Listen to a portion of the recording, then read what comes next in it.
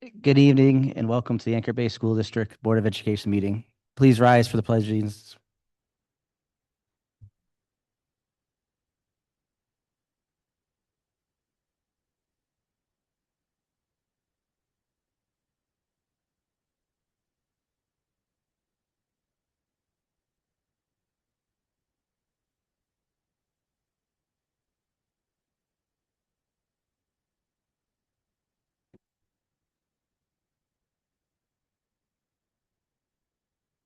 Thank you. Mr. Vantelli, can you do the roll call, please? Yes. Ms. Knox, She is excused. Mr. Richards, Present. Mr. Vinatelli is here. My pen stopped working. Stand by. Okay. Dr. Brickmeyer. Thank you, I got it. Say Miss Bergmeyer, it's here. Mr. Powers, Here. Mr. Sunnyberger. Here. Okay, thank you. Next, I'd like to have Ms. Tarnacki start with our board appreciation presentation.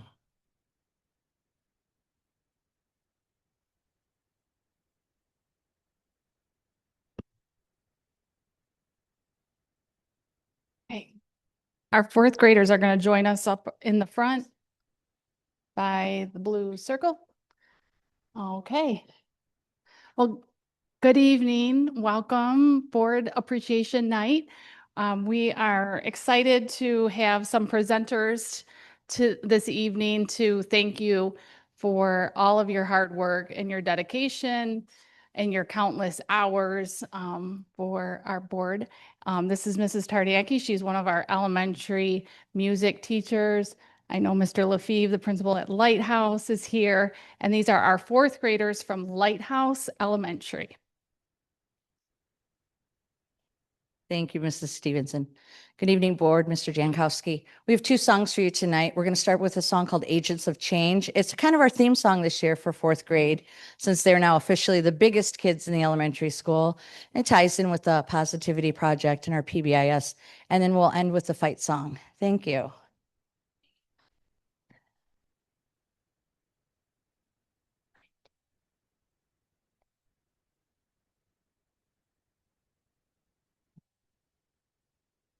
Oh, yeah. Oh. We are the future. We are the power. We are the agents of change. We are the problems. We are solutions. We are the agents of change. Oh. I am ready to my child. I am so ready. I'm ready to go. Thing. Do what you do, my friend. Bring what you bring. Wants to make it happen. We are the agents of change. Oh, we are ready to see it. We are the agents of change. Agents of change. Oh yeah. That's right. Oh. We are the future. We are the power. We are the agents of change. We are the problems. We got solutions. We are the agents of change. Whoa. I have not changed. We must welcome inside. We are ready to share with pride. Sisters and brothers, it's not a phrase. We will do that. Agents of change. To make it happen. We are the agents of change. Oh, we got the strength to see it. Yeah, we are the agents of change. Agents of change. You on your feet, join that party, make it sweet. Hey, you on your feet, Join that party, make it sweet. Hey, you on your feet. Join that party, make it sweet. Hey, you on your feet. Join that party, make it sweet. Change.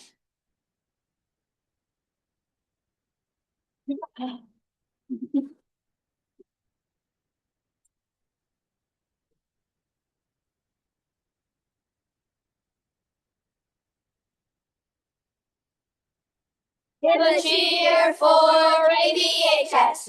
And to the red and white team, we'll always win, never give in. That's why we're in the fight. Team, roll out the score for our school. Come on, anchor man. Give a toast to the host and the colors that we boast as we march on to victory. Give a cheer for ABHS. And to the red and white team, we'll always win, never give in. That's why we're in the fight. Team, roll out the score for our school. Come on, anchor band. Give a toast to the host and the colors that we boast as we march on to victory.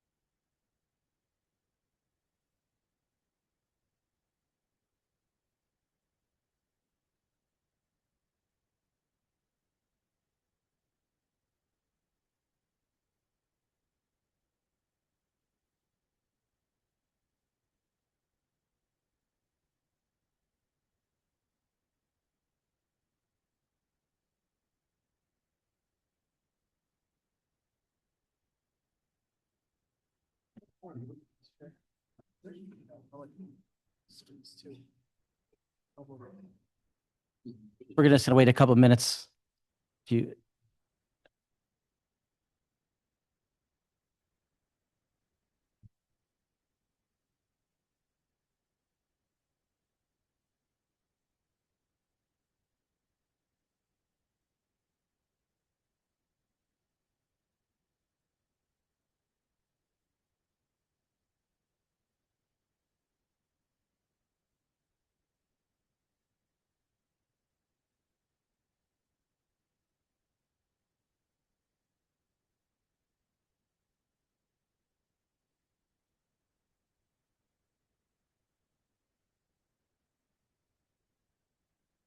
all right, the next item on the agenda, we're gonna have the election of the chairperson pro tem. We're gonna conduct an election for the board officers. I'd like to open it up to the board if there's any recommendations we'd like to discuss. We can- I'll make a motion to elect Dennis Richards, Chair Pro Tem, to conduct election of board officers. All right, I'll support. motion by Mr. Powers.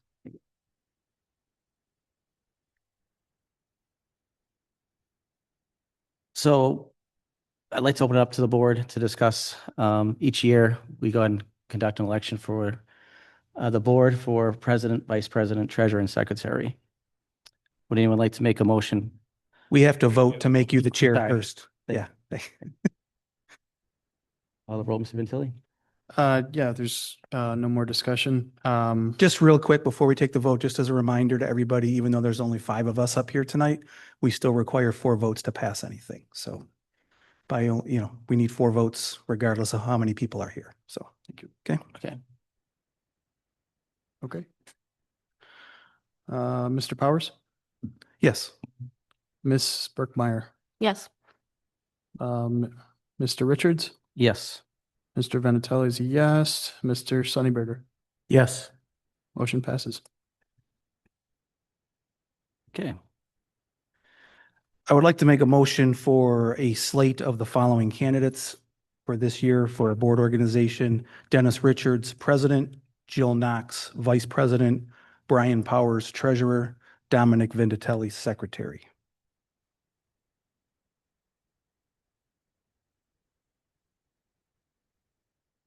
I'll second that motion. Okay,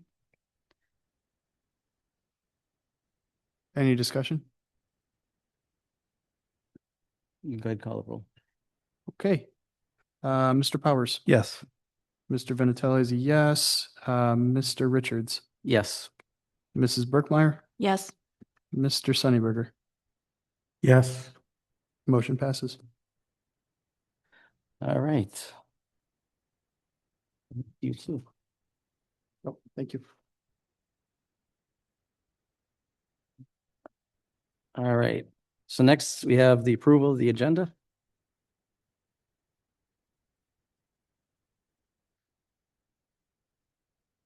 Would anyone like to make a motion to approve the agenda? I'll make a motion to approve the agenda. I'll support. Support? Any discussion on the agenda? No? All right. Mr. Vincelli, going to call the roll? Mr. Powers, Yes. Mrs. Berkmeyer, Yes. Mr. Sunnyberger, Yes. Mr. Vinatelli is a yes. Mr. Richards. Yes. Right. All right. Next for a student board representative update for Madison. Good evening, members of the Board of Education and Superintendent Jankowski. The District Student Council group met today, and I have the following building updates to share with you this evening. At Great Oaks Elementary, the school store is open on Tuesday and Thursdays during lunch. The Warming Tree will be taking donations of hats, gloves, and socks, and all donations are going to Turning Point. Lighthouse Elementary is collecting donations of no-sew fleece blankets for the month of February. Last month, students made cards for teachers to spread cheer. Students created a kindness winter wall, and the fourth grade students held a musical concert. At McCont's, the Merry Market was held on December 18th. On December 19th, there was a school-wide popcorn day, and fourth grade. All of the McCont students have worked and are completing NWEA testing. At Ashley, Donuts with Dudes will be held on February 11th. Students just finished NWEA testing, and February 24th is a family math night. At Lottie, there is a movie day coming soon. Students enjoyed a school-wide popcorn day earlier this month, and all students have just finished NWEA testing. At Naldrit, the All-Star Challenge Glow Stick Walkathon with a school-wide fundraiser will be held February 11th. Kids for Heart Challenge will take place on February 9th, and proceeds from this event will benefit the American Heart Association. From Middle School North, the Student Council is working on planning an all-school dance to be held soon.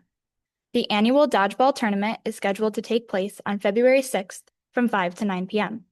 The school shop is now open on Tuesdays and Thursdays during lunch for students to shop.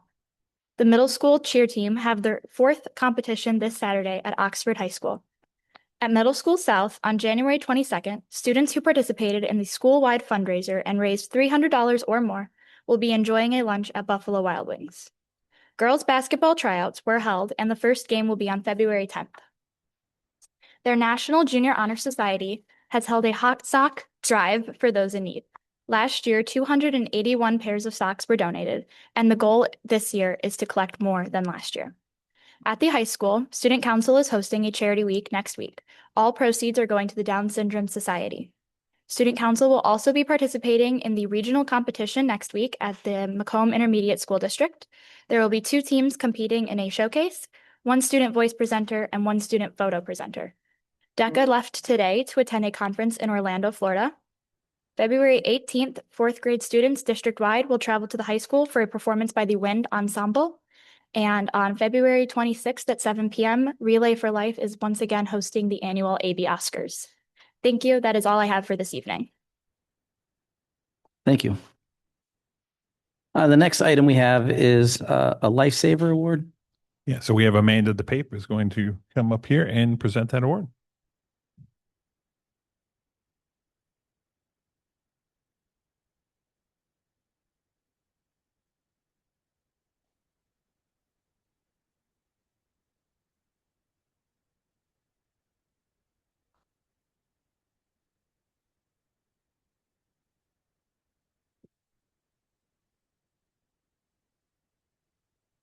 Good evening, everyone.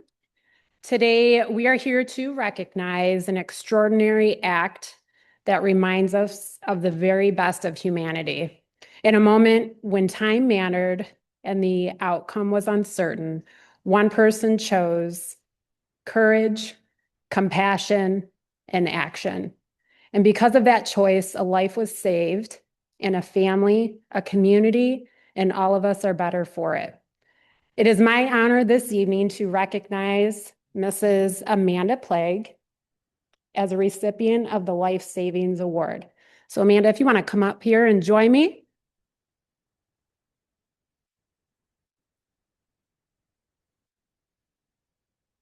So although Mrs. Plague has already been recognized at Middle School South, as you can see here, and also acknowledged during a board member's Points of Pride, it is important that we pause as a district to honor the extraordinary actions that Amanda took on October 22nd, 2025.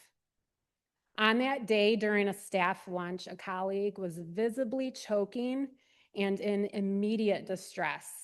Mrs. Plague quickly recognized the seriousness of the situation, and without hesitation, she stepped into action. With calm focus and decisive confidence, she performed the Heimlich maneuver on her colleague, actions that directly led to saving a life. What makes this moment especially meaningful is not only the action itself, but the outcome it really created. Because of Mrs. Plague, of her actions, every second mattered. A colleague was able to recover, continue their work, and return home safely to the people who that depend on them. It is a powerful reminder that a single moment of courage can really change the course of anyone's life. Beyond this extraordinary moment, and I can say I've witnessed this over the years, Mrs. Plague has consistently demonstrated leadership and dedication at Middle School South. She is a valued member of the team and a trusted role model for students, exemplifying compassion, responsibility, and care in all that she does. Mrs. Plague, thank you. Thank you for your quick thinking, your selflessness, and the life that you saved. Your actions remind us that even in ordinary moments, extraordinary impact is possible. So tonight, it is my honor to present to Amanda, Mrs. Amanda Plague, with the Life Saving Award in recognition of her heroic actions. On behalf of the district, we also like to extend our deepest gratitude. Congratulations, Amanda.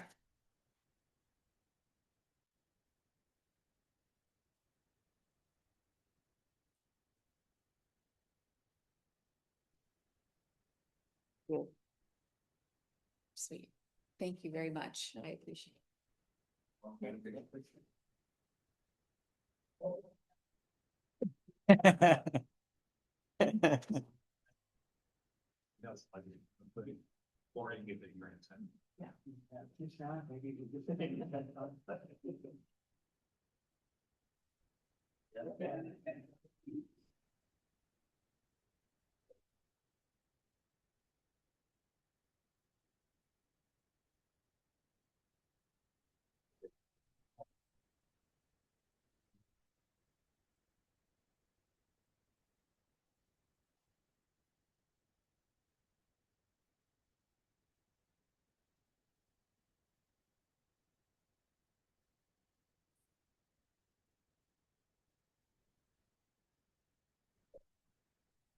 All right, thank you.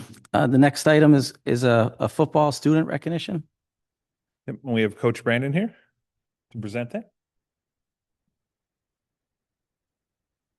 Thank you. On behalf of our football program, I want to thank you for welcoming us here tonight and taking the time to recognize our all-county football players. Your support as a board it means a great deal to our student athletes, our families, and our football program as a whole. We're incredibly proud of these young men, not only for their accomplishments on the field, but for their character, leadership, and work ethic they demonstrate every day. Having them honored by the school board is a special moment, and we truly appreciate the acknowledgement for their hard work. Thank you again for your continued support of our student athletes and for celebrating their achievements with us this evening. I'd like to introduce the three all-county athletes that we have here at Anchor Bay. First is Luke Hogwitz. Luke is a middle linebacker. He's a second middle linebacker this year. He's a very tough, instinctive middle linebacker at 93 tackling, 6 solos, 2 forced fumbles, 3 sacks, 4 chest breakups, and 1 interception. He was honorable mention All MAC Red, and he was honorable mention All Macomb County.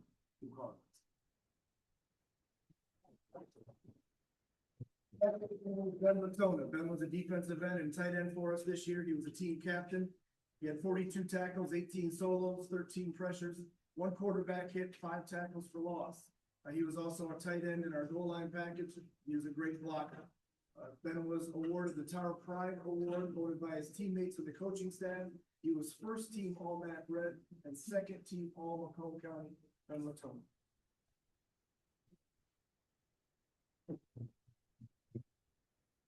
Lastly, I have Michael Orlando. Michael was a wide receiver for us this year. He was one of our captains. He was also a kick returner and a punt returner. He had 52 receptions, 948 yards for an 18.2 yard average and 6 touchdowns. He also had 16 kickoff returns for 386 yards, which is a 24.5 yard average.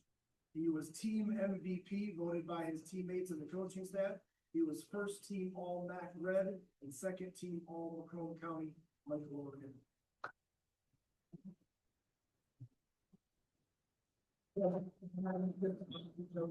We appreciate it. Thank you. Thank you. Yep. Picture. Picture.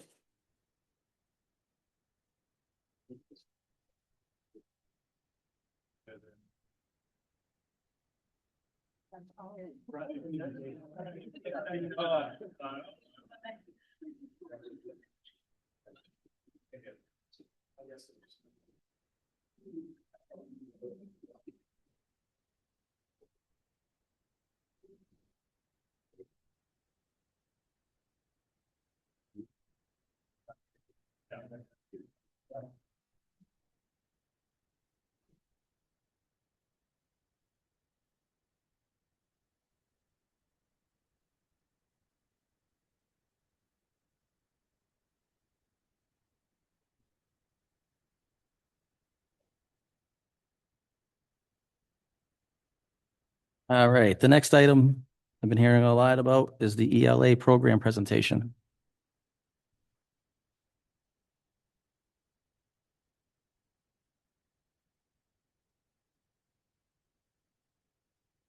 Okay. Okay. Good evening. I'm Heidi Stevenson, Director of Elementary Ed, and I'm just here tonight to give a short presentation on our ELA curriculum. And I believe it's going to be later on in the agenda under new business. So this will just give an oversight on the work that has been put into this recommendation and decision. So just a little bit about the history and where this literacy initiative has stemmed from, really at the state level with the dyslexia legislation. We were able to apply for a grant that awarded our district over $500,000. So between the state and the county and our district, really focusing on the elementary literacy initiatives to improve resources for our educators. So back in last year and the years prior to this, when Kathy Elias was here and also working with Dr. Lindsay, we already began to make some of those shifts in our instructional practices. We added our UFly, which is a systematic approach to teaching phonics called UFly. And we added the professional development with Dr. Lindsay. And so that kind of goes back to show you the history of just kind of how we are helping to make this decision. And there you go. And then this just helps to provide more of a timeline of what I was just referring to. But back in 23, we began competency-based education.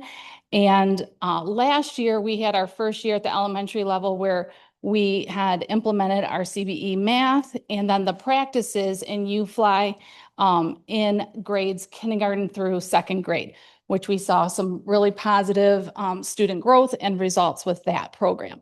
Then as we move forward, and the work really began in July. So this has been from July through really December of looking at the curriculum review and the process that was taken. So the process was really made up of a committee of teachers in kindergarten through fifth grade as well, coaches and administrators.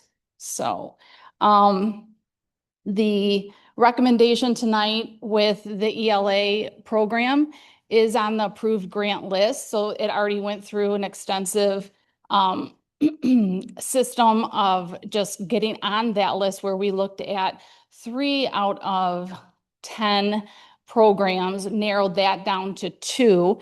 And then that committee really wanted to put it in front of kids. The teachers really wanted to work with both programs to see which one would really help fit and align more with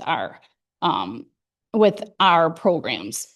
So again, kind of looking at this timeline, we're looking at adding the professional development and adding this program into the start for the fall of 2026. So ongoing will help to build consistency. We haven't had new reading resources in a really long time. This will also help to just have additional student growth and achievement in the area of literacy. So the recommendation then for adoption would be a program called Imagine Learning. And with approval, the materials will be ordered in trimester 2 with professional development. The rollout would be in May. Teachers will have their materials. And then again, for the start for training in August with full implementation in 2026. And again, with this program adoption, we also know that there is no silver bullet program. It really goes down to really teacher knowledge and their growth as well. But these will also give the resources that teachers need. So we can move that. Some of the key highlights in Imagine Learning, it aligns with the science of reading. It also coincides with our CBE initiatives. It makes for a smooth swap for adding or keeping our UFly program and handwriting without tears. Standards were aligned for each grade level. And really the also part of the feedback was given that the website was much, just the ease of the website was easier for teachers to use and utilize. And then a couple other key points was just the rigor and the student engagement was high within Imagine Learning. It also provided MTSS and also an ELL support program within the Imagine Learning. And last but not least, like to thank these teachers. They worked extremely hard at putting in a lot of extra hours into planning the curriculum, using the new materials, again, putting it in front of students, giving their feedback, their observations. So it was really a collective, result of a lot of hard work by these teachers. And I just wanted to also recognize them as well. So with that being said, thank you for your support. If you have any questions, feel free to ask. Thank you. Nothing at this time. Okay.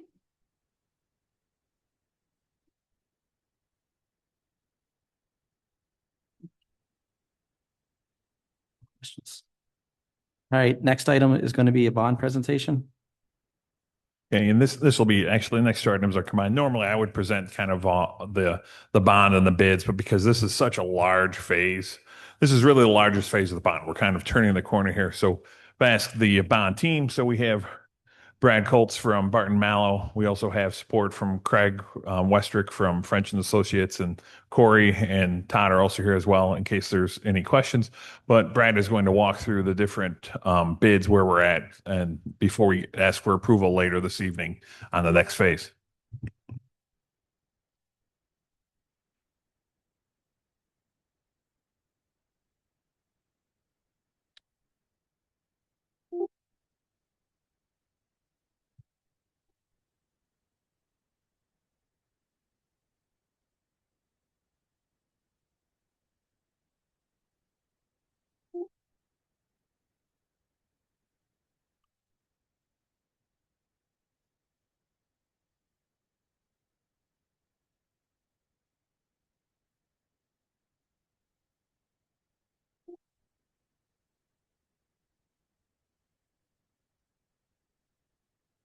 I'm gonna bring Ms. Tarnacki back with the choir here.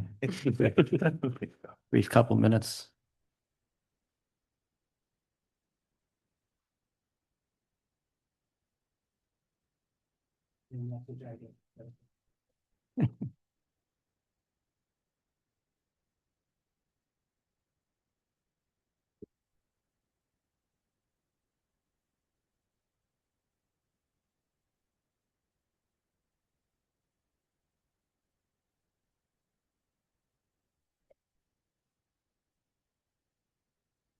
All right. So good evening, board. As Phil mentioned, my name is Brad Colts with Barton Mallow. We're the construction managers on the bond program.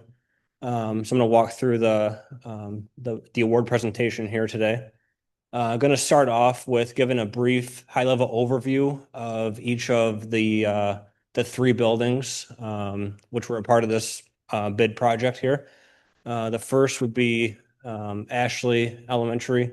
The second would be Naldrit Elementary, and then the third would be Middle School South. So I've got a real exciting news to share with you, good news to share. As Phil mentioned, this was a very important bid project as a part of the bond program. We experienced some real good results, so excited to share that with you here tonight.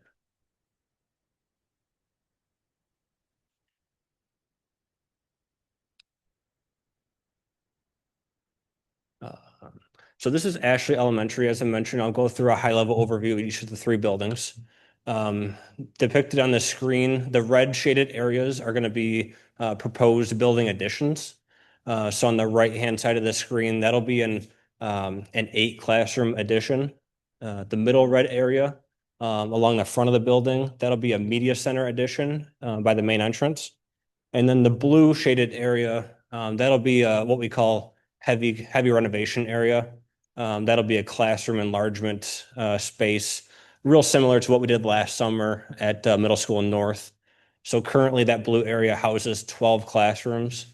And then that'll be, when we're all said and done, turned into 8 classrooms, 4 on each side of the corridor there. And then everything in between that's not shaded, there'll still be work done in those spaces as well. Architectural, mechanical, and electrical renovations. And then at each of the 3 buildings, we also we had a third-party roof survey done. And so any re-roofing that needs to take place at any of these 3 buildings would be a part of this project as well. And then there's the parking lots will get resurfaced and other items on the exterior of the building as a part of this project award.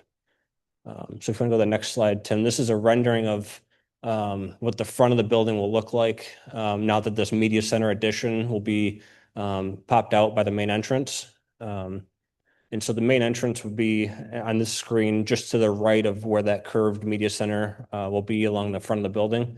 And this will give the building a nice, fresh, clean look and a new and improved feel to the building overall. Same concept over at Naldrit. 2 red additions there shown. The one in the front of the building will be another media center addition, kind of by the gym. And then a 4-classroom addition out back behind the building. And then each one of the 2 blue areas will be classroom enlargements, heavy renovations as well. Those currently house 6 classrooms each. And then when we're done with the project, there'll be 4 classrooms each within the same building footprint. And then same thing, the rest of the building will receive some architectural, mechanical, and electrical improvements. The roofing here and parking lot upgrades as well. So this will be, this addition is this is a rendering of the addition, which will be kind of plopped in between the existing parking lot and where the gym is. And so this will give, similar to Ashley, a nice fresh look to the front of the building, reestablishing the main entrance and, just, a nice fresh feel to the building. The third building will be Middle School South. No additions on this building, but there will be extensive interior renovations. We met over the past year with the district administration and the building staff to come up with, what this building reconfiguration looks like to meet the programming needs of the building now that it's a 7-8 building. So while there's no additions, if you want to go to the next slide, there's a rendering of the new main office, which will be relocated to the very front of the building. And the building facade will be upgraded here as well. So this building will get a fresh look. The main entrance will be reestablished. And then the parking lots here and the roof here will be a part of the project as well. So that's a high level scope overview of what's included in this project. A little insight to the bid strategy and participation that we had. We did a couple of things to really maximize the bidder participation, giving us the best chance to have as many bidders as possible, which ultimately saves the district money. So in addition to working with Corey and her team to post this project on the local paper, the state website, we also use our online bidding software, which is a screenshot of the summary you see on the screen. I know it's hard to see, but I'll run through what the numbers mean and what the story that tells here in the next couple of minutes. So we broke this bid out into 21 different categories, and that's just our professional expertise and knowing the market and how these contractors want to see this project broken out. And so we really put a lot of thought into how to break this project out, and we came up with these 21 categories that you see up on the screen. Across the 21 categories, we ended up reaching out to over 6,200 companies in Southeast Michigan and in the Midwest, based on the geographic location of the district. And then we had the ability to see who actually viewed the bid documents, which was around 800 of the companies that we sent it out to. And then we ended up getting 90 bids across the 21 categories. And so you see the 4.2 shown on the screen there. That's the average number of bidders per category, which we were really pleased with. I mean, that's a great turnout, and which really drove the price of this project down. And then, so that 4.2 is a great number. And then also combined with that, no single bid categories across the 21. So really pleased with how this bidder participation turned out across the board. Shifting over to the bid strategy, if you want to go back, we're still on that previous slide for a second. Or shifting over the strategy, we did advertise this as one large project. But we did have it broken down between the 3 buildings within each category. And we did that for a couple of reasons. The first being to attract both large scale contractors and smaller scale contractors. So as Phil mentioned, there's a large dollar value placed associated with this project, which would attract a certain clientele of contractors that could handle that workload.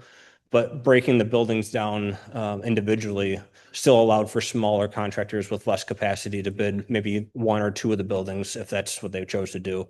And we did see some of that throughout the bidder participation pool. And another reason that we broke it down like that is it gave us the ability to award individual categories within individual buildings within each category, which ultimately, if you compare how we presented the award recommendation to you tonight versus if we just took the lowest combined bid of all 3 buildings within each category, we ended up saving close to $500,000 by doing it this way.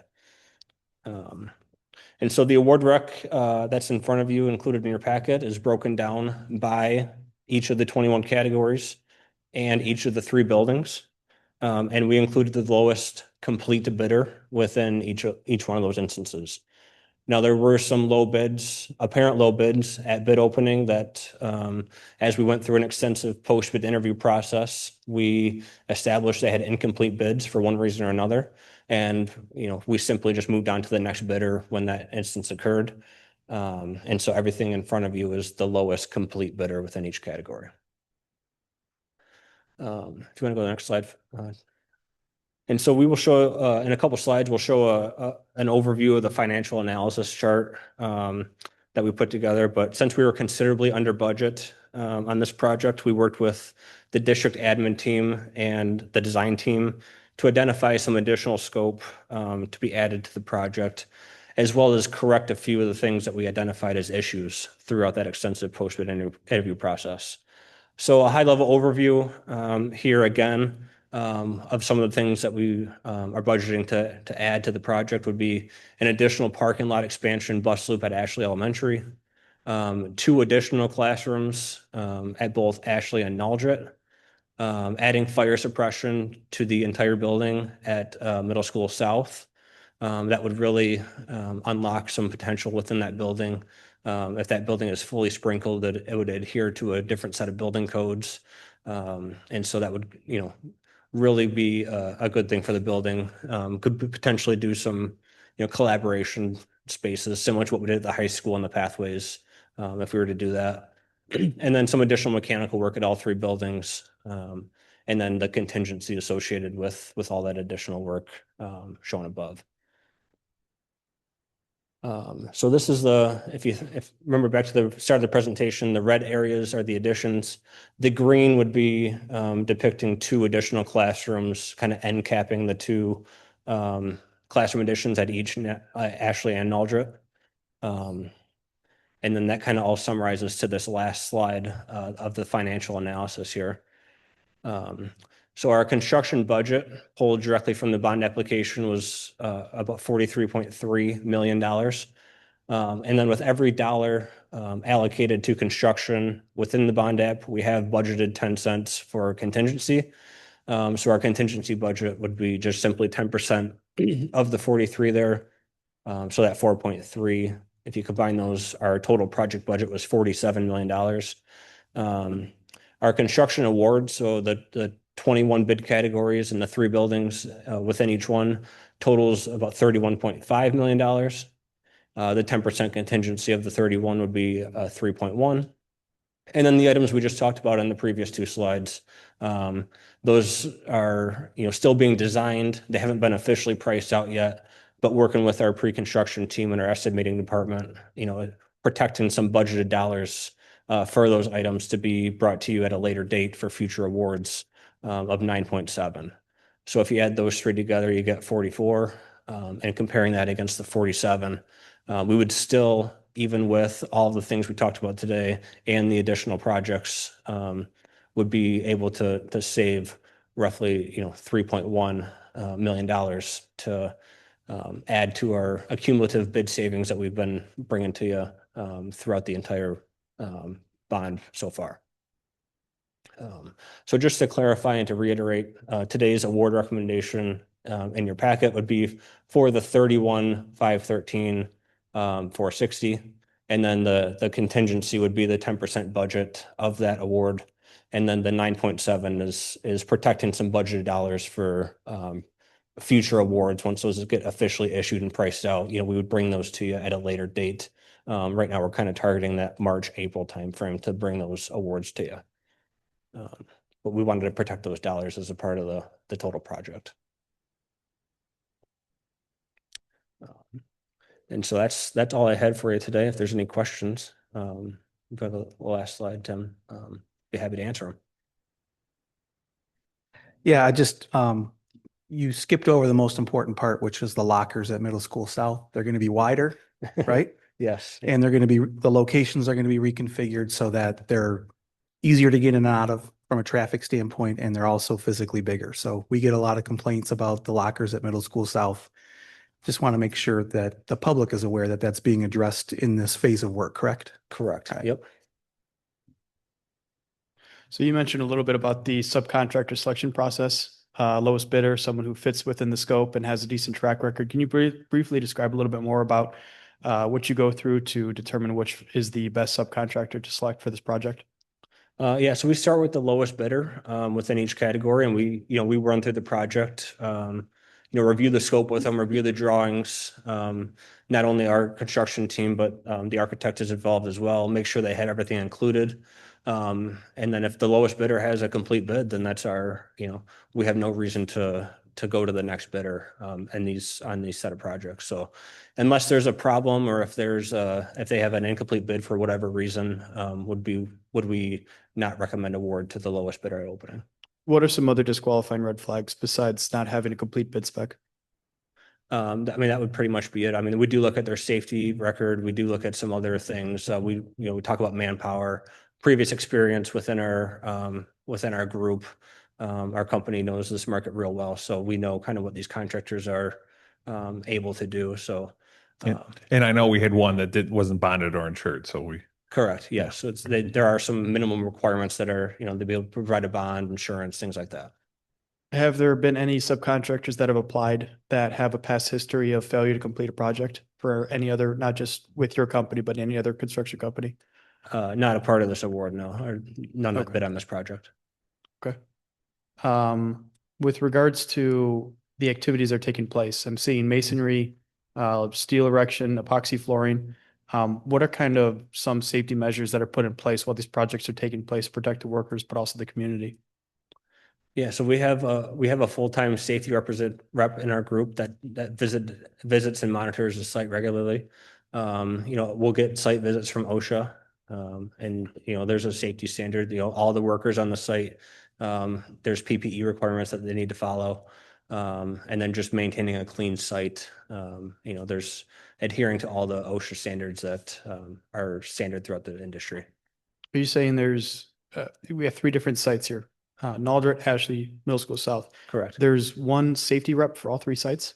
We'll have a project superintendent that is dedicated to each site, but then we'll have an additional safety representation that will come and visit each site and be a resource to each one of those individual project superintendents. But there will be a dedicated person to each individual site on a day-to-day basis. Right. And the superintendent has a number of different jobs in addition to safety. Can I ask, how many workers would we expect on these job sites? Depends on the time of year and what activities are going on, but anywhere from on a low end, there could be only 5 or 10, but there could be, when masonry and steel are going on, there could be over 100 per site. It just kind of depends on what activities are going on and what the time of the phase of the project. Okay. I have a fair amount of concern with one safety person being shared between three sites, one superintendent with trying to overwatch 100 workers. If that's just one site, maybe there's 3 different sites, or maybe that's 100 people in aggregate. That to me seems a little insufficient. So I'd ask that if something comes up, if there's any concern, obviously slow is smooth, smooth is fast. We want to get the job done. We want to get the job done safely. That's the primary concern. I think it's certainly a stain on a number of different factors. Reputation is one factor, certainly, but if God forbid we had a fatality on site, that school would never have the same feel for the community as it would have prior to. So I think, I appreciate the work that you're doing. I think you guys are very organized, and I think it's a very sophisticated process, but please keep that in mind as the project moves forward. Just, something to look at. It's one of those things that even if you put additional individual or 2, and nothing happens, then great, it's a good investment. Absolutely. We take safety very seriously, and we have a very good track record of safety within the industry. So there's precautions that we take daily to make sure that stuff doesn't happen. Thank you. I do have a few questions. Can we go back to the Ashley slide, actually? The exterior picture. One more, go back to there was a slide where you guys had a picture of there you go. Yep. One more, Tim, go the outside picture there. Is that to spec? Is that color to spec?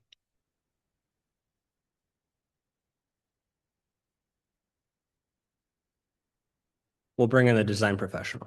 Okay.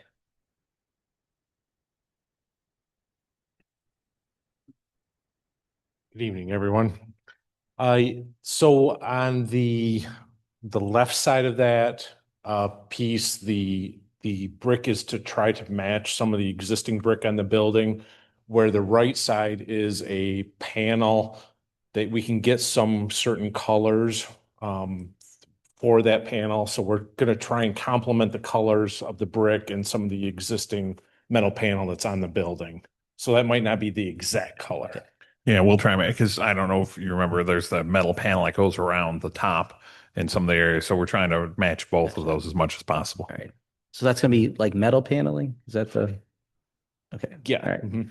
All right. Yeah, it just caught my attention. You know, me personally, I wasn't, you know, a lot of our buildings look, you know, nice brick and, you know, Right. And a lot of the buildings have the dark bronze Right, metal panel. We're right, trying to right. get a little bit away from the dark bronze, but we still want to complement those colors because there will still be some of those bronze Right. panels on the buildings. Okay. I just want to make sure we weren't getting the teal from the aquatic center. So. That was kind of my next question was, so what is the reasoning that we wouldn't try to match the brick on the other piece? We just wanted to update give it a kind of updated, fresh look. As Brad said, you know, give it a fresh new look, kind of modernizing, using the metal panels. So my only unsolicited 2 cents is when I drive by the aquatic center or even part of Middle School South and I see like tiles on the outside, I cringe at like how that was probably in style or modern at one point. And I just I'm fearful of doing anything too trendy in the moment that we're going to cringe at in 20 years. When we're stuck with it. That's just my 2 cents because when I see the aquatic center, that's all I think about every time I look at it. No, and we've had those discussions too. I know. And the tough part is we're trying, there are the metal panels. So we're trying to, how do we kind of bring that together with the brick and all of that as well? And the same thing with South. We've talked about the tile. We're not going to replace the tile right now that's on either side, but the goal is in the middle where those windows are and you have the tiles there, so that we would enlarge those windows and then get rid of the tile and make that cover up that fluted white brick that's out there.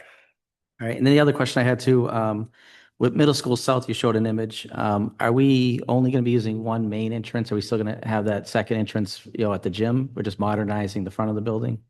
We're going to modernize the whole front of the building, but the main entrance to the building will be shifted to the west, I guess, is the closest way I could explain it. That west wing that sticks out closest to the drive will be the new entrance, and where the existing entrance is now kind of tucked back in. That'll be a more of a secondary entrance. All right. The doors aren't going away, but it's just a secondary entrance. It's kind of the goal of all of these, and you'll see it, especially with Nalder, probably more so than here, where the offices were recessed and they didn't have view of everything.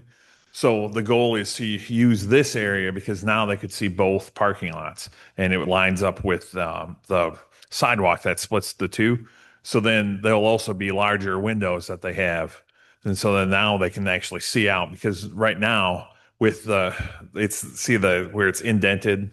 Yeah, right there. He's hitting with the thing. That is where the office is. Well, they don't have a good sight line of everything.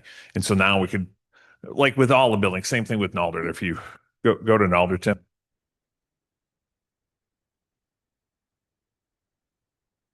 So then if you look, we're trying to take all of the public areas that were internal, push them to the front, and then also because the office right now is like dead center in the building, and so they can't see anything. And people like, what was it, 3 years ago we added a little awning just so people could find the main entrance, and now this would push that out. And then again, they would have another parking lot addition onto this that will wrap around the current parking lot, which is right where the R is, and then it'll go around. So then they'll be able to see anybody who's coming up to the building. All right. And then last question, Mr. Vinatelli already touched upon it a little bit. I know this is one of the biggest phases of the bond that we're working on. When we're working with many different contractors, and in this case, it's a low bid contractor, can you kind of just walk me through the process if there is work that isn't done well, you know, what the process is, how we go about making sure, the inspection process and, the follow-up on, how we go about, is it the same vendor that we use or contract that we would use to fix if something was to go wrong versus do we go out to the next bidder, to make the corrections on that? Can you maybe just walk us through that? Yeah, sure. So all the work will be inspected by, individual building inspector, mechanical, electrical, their own inspector, a state fire marshal, as well as our site superintendent responsible for that project will be monitoring the work daily. I can think back to a specific example last year at Middle School North with the playground. The concrete that was installed was not up to standard, and so our site superintendent caught it the day that it was being poured and had it ripped out immediately the next day, which eventually needed to be re-poured underneath that play structure on the playground. So our site superintendents do a great job. They catch a lot of things the day that they're being installed, and things get redone more often than you think, thanks to our site superintendent supervising daily. Okay. All right. Thank you. Any other questions? All right. Thank you.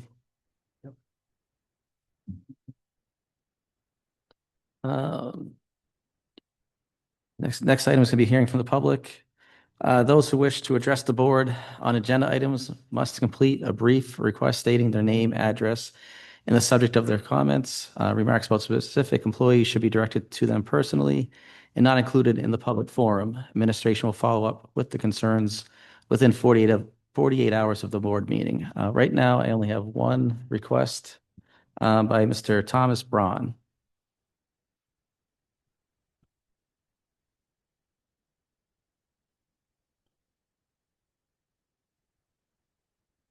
All right. Well, hello.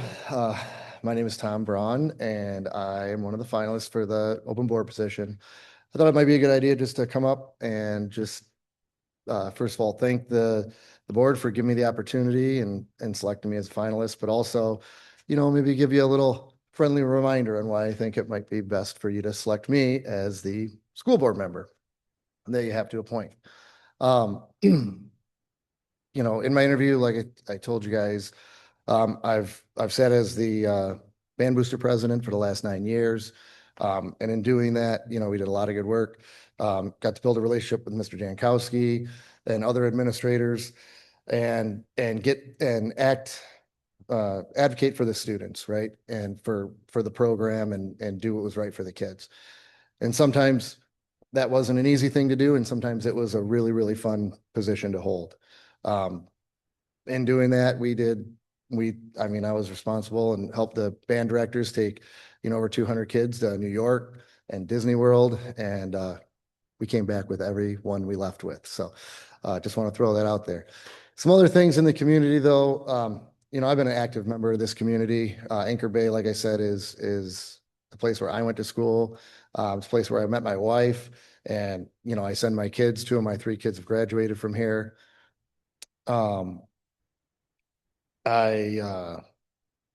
Community stuff. I started a community jazz band 4 years ago, just to get people out and give them an opportunity to play for the public.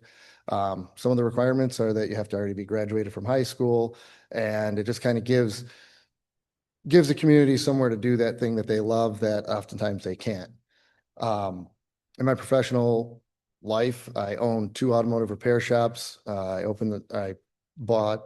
Took over the first one in 2014, and I opened a second one from an open building in 2021. Both of them are doing very well. They're both franchise businesses, and inside of that, I've recently been elected as a franchise advisory council member, and I sit as a secretary on that board as well.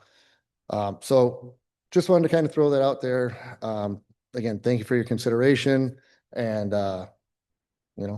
vote for me. Thank you. All right, moving down the agenda. The next item on the agenda is the consent agenda. This is going to include the approval of minutes from the December 10th regular school board meeting, the personnel report, the financial report, and the bills payable from December of 2025. Yeah, I don't have any of that. Yeah. Do you want me to read it or? Is it? No. Just basically items on the consent agenda, if the board wants to pull them off, otherwise they're of recurring nature, so. Yeah, if someone wants to make a motion to pull it off, separate, yeah, we can do that. But right now, we'll vote on it as a whole. All right. Would anyone like to make a motion to approve the consent agenda?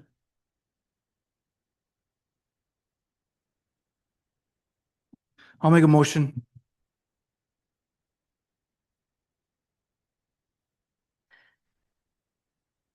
I'll support. All right, so we have a motion and a support. Any discussion? I had two questions on the personnel report. One item I noticed was, I'm assuming more of like an added duty for someone to be a middle school athletic event supervisor. I guess I was under the impression that our assistant ADs were covering the middle schools. I mean, in addition to the principals and. Yeah, this is kind of part of, I know we had this discussion before with Mr. Latona, that we have so many events that go on, especially running two of the sports at South. So then we wanted to provide an ability for people when we do have events, especially this winter, as we've rescheduled a ton of events, that we have a lot going on. So then if it goes beyond the scope of what the administrators have, then we can have people who can step in, and then teachers who can step in and supervise those events as well. Okay. My other question was, I noticed, I think it's kind of future dated, that we'll have like 3 bus driver resignations in the upcoming weeks. Was that coincidence or? No, they've told us that they were, looking to retire, and one of them actually is our head trainer. So we've been well aware of that coming up, and actually they're hanging on, some of them, in order to kind of help bring the next people up and make sure that they're trained so that as we go forward. So those were just they put their time in, and they're looking to do other things. Okay.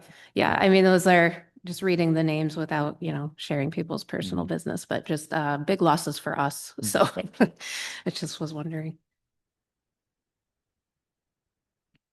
I think for me too, just to kind of piggyback Ms. Berkmeyer's comments too around the athletic piece of it. I think that, I think we talked about this before too, going from a part-time, athletic director, 20 hours, and then we went to full-time. Then we hired an assistant athletic director. So now we're at 80 hours. Now we're hiring or, attempt to help at Middle School South. I mean, I just want to make sure that we're allocating equal and proper time. Like when I was voting on an assistant athletic director, I was envisioning, growing our middle school and elementary school athletic summer programs and things like that. So I just want to make sure that, that we're sharing enough time throughout the school district, but also and not having all of our resources at the high school. I know that they have to attend different athletic games at nighttime and things like that, but I just want to make sure that we're tracking what's going on with them as well too. Yeah, we do. It's harder to get people for some of the high school events because they go later. So it's easier to get teachers who would like to step up because the middle school events end earlier. And so that's what we found, is that we have people who are we're more willing to take those on. So they get slightly above the hourly rate that we give for people who keep score and so on, in order to kind of just monitor whether it could be a boys basketball game or a football game or something. But just because the administrators, as they have shared, they're trying to balance between the different events that they have and their own kids, actually, events and all that. So it just gives the ability to cover that, because we do have, like our assistant AD and our AD, that we could have up to 4 different events going on at the high school. And so between that and high school administrators, they could be there. And then, I mean, they're at the middle school games as well, as often as possible. It's just, we have events that could be going on 5 nights a week. Right. And I'm actually glad you actually just mentioned the basketball game too, because I also am recognizing that at some of our varsity games that we're the announcer, at one game, the announcer kind of left midway. So I'm sure that, they had an event they had to go to.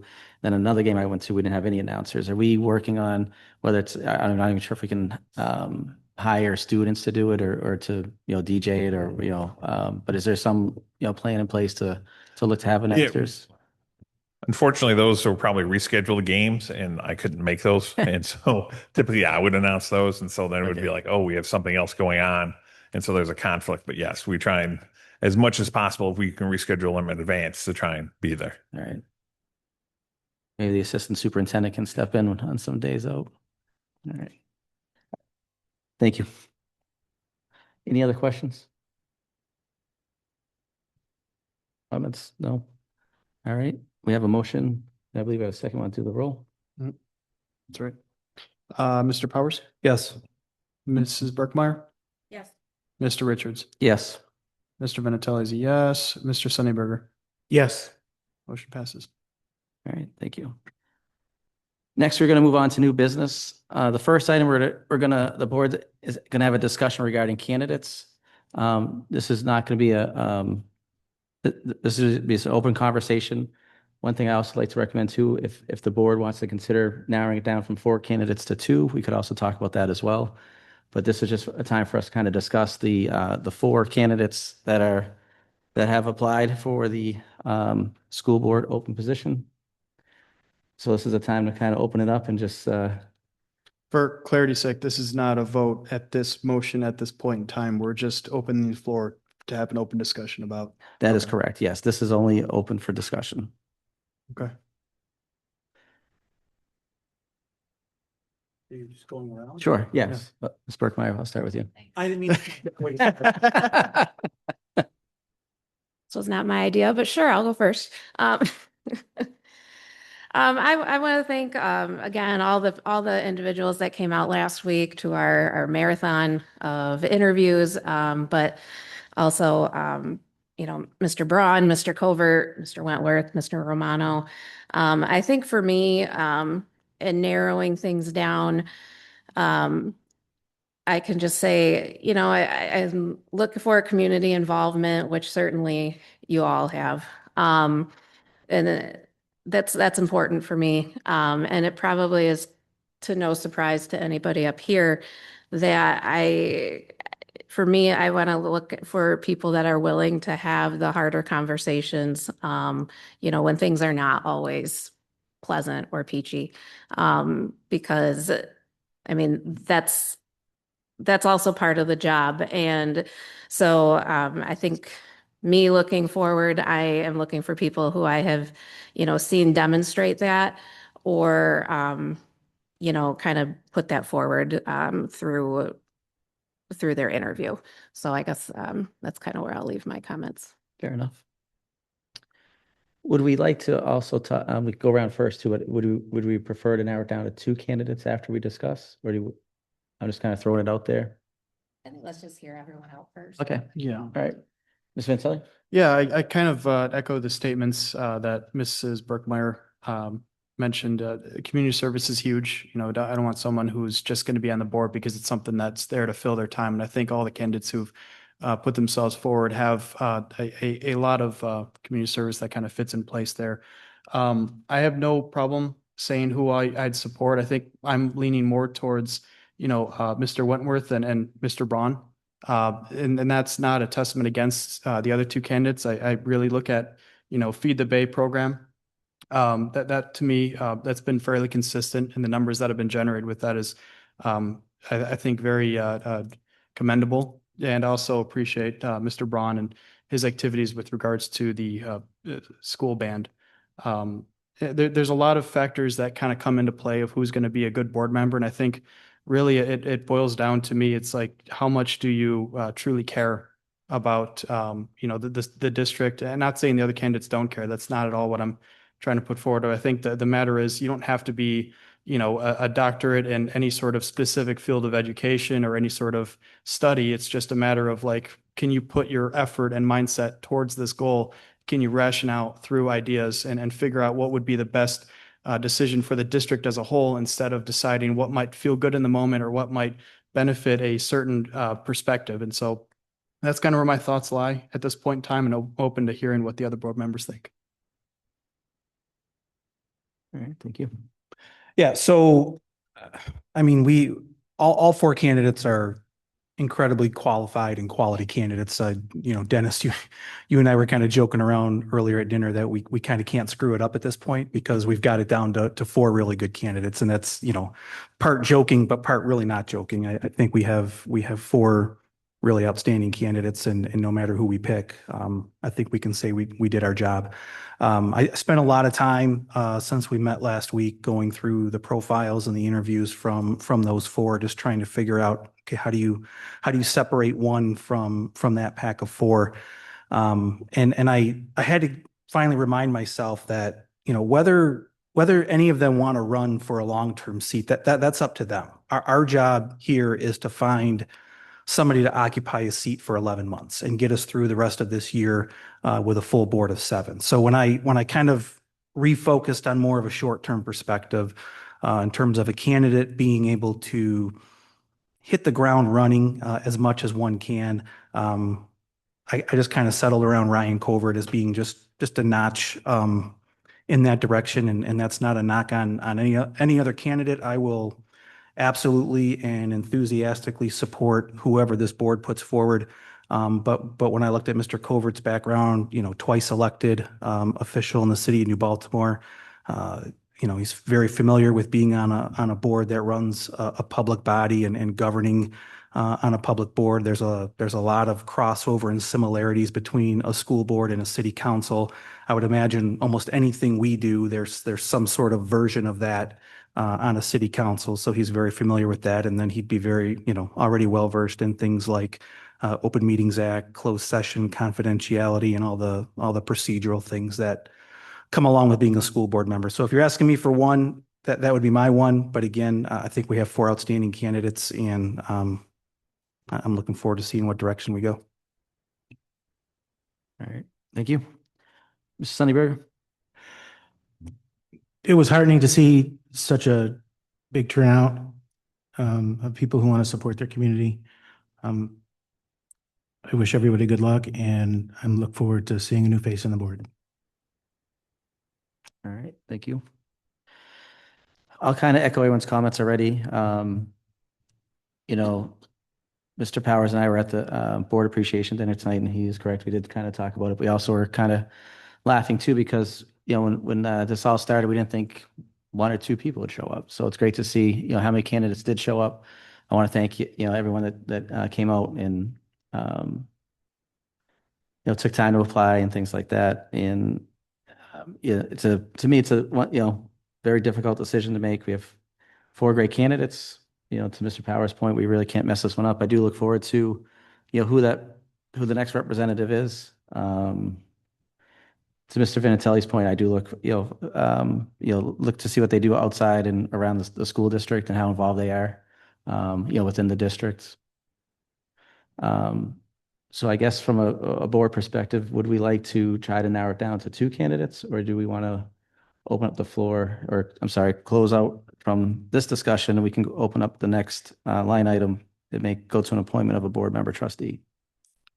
Since we're all just open forum discussing, I think probably the easiest way to go about this, and I'm open to any other ideas, but perhaps if we all went around and set our top two and then saw whoever got the most out of those, that would make the motion the easiest. Okay. My thought with that specifically is, and I believe from Open Meetings Act, if we put forward a motion and it does not get 4 votes, then that motion fails, in which case it might be the most likely that the last person to be nominated would get the seat by default.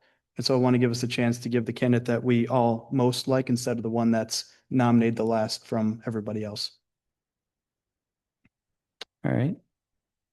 I'm open to interpretation. I don't have any idea what you just said at the end there about the last candidate by So I'm not familiar with any of that. So whatever, can you just restate it, and Yeah. B, let us know where you're getting this information from? Yeah. Because So go ahead. Yeah, we've had motions in the past that did not get 4 votes, and it had a plurality but did not have 4 votes, and so the motion failed. And so let's say, for example, I'm not going to use anyone's name. I put forward candidate A, and that person gets 3 votes. then that motion fails. We can't nominate that person again. So we go to candidate B. Same thing happens. Candidate C, same thing happens. Candidate D, let's say, for example, might be the least preferable out of all the board members as to why that person was nominated last. However, that person by default would then have to get the position because we can't put forward, as my understanding, we can't put forward another motion that we've already put forward and not passed. Yeah, Technically, okay, you're right on a lot of that, but we are not required to do this tonight. It is advantageous of us to do it tonight, and we should do everything we can to do it tonight. We do have statutorily some time left to do Yeah, one more the special meeting if 42nd. we absolutely needed to, before it gets shipped off to the MISD for them to do the job that we didn't do if that happens. But I'll just add that. I'll also add too, I'd very much like to do this tonight. Yeah. Yep. It's why we're here. Right. So from that discussion, would you want to do 2 candidates? I'm just speaking for me. It's difficult enough to get from 4 to 1. I don't think we need to go from 4 to 2 to 2. Like let's just, we ran for these seats to make difficult decisions. They're not always comfortable. They don't always come without criticism. We're up here for a reason. Let's make the tough decisions and make the best decision, and then we move forward. That's my opinion. I would agree with that, and because I understand what Dominic is saying. But I think that's kind of what happens when you vote. And if the candidate that you prefer isn't, not the first motion, but it's maybe your second choice candidate I think, you can live with, and you can, it would probably be advantageous to consider going along to some degree, if you can tolerate that, because so that you don't end up in Mr. Venditelli's situation.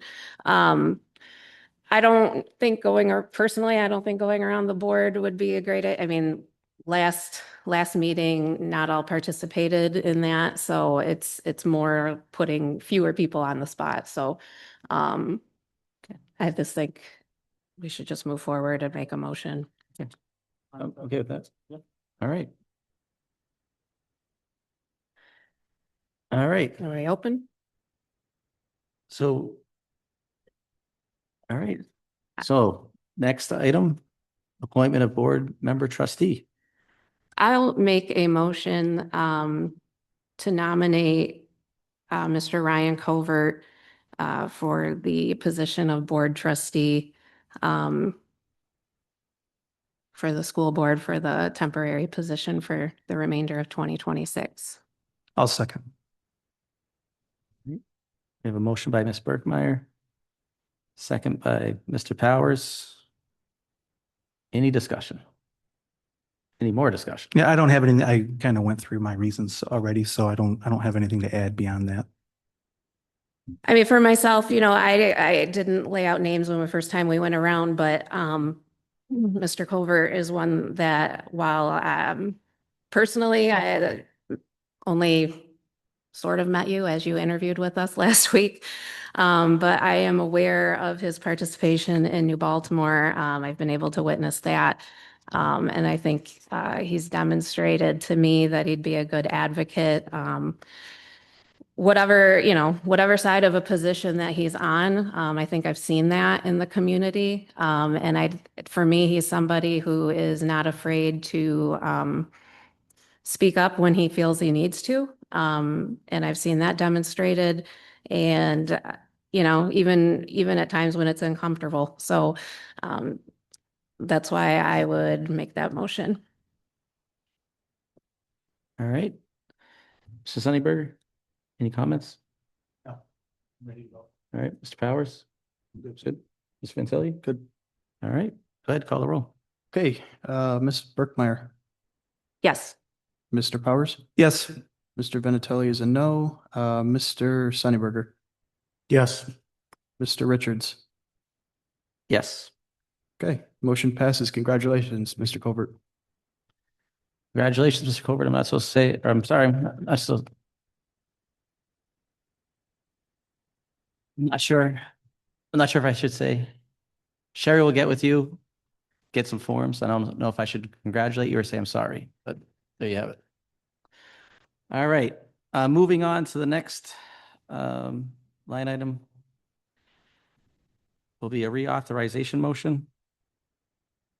I'm not really sure what this.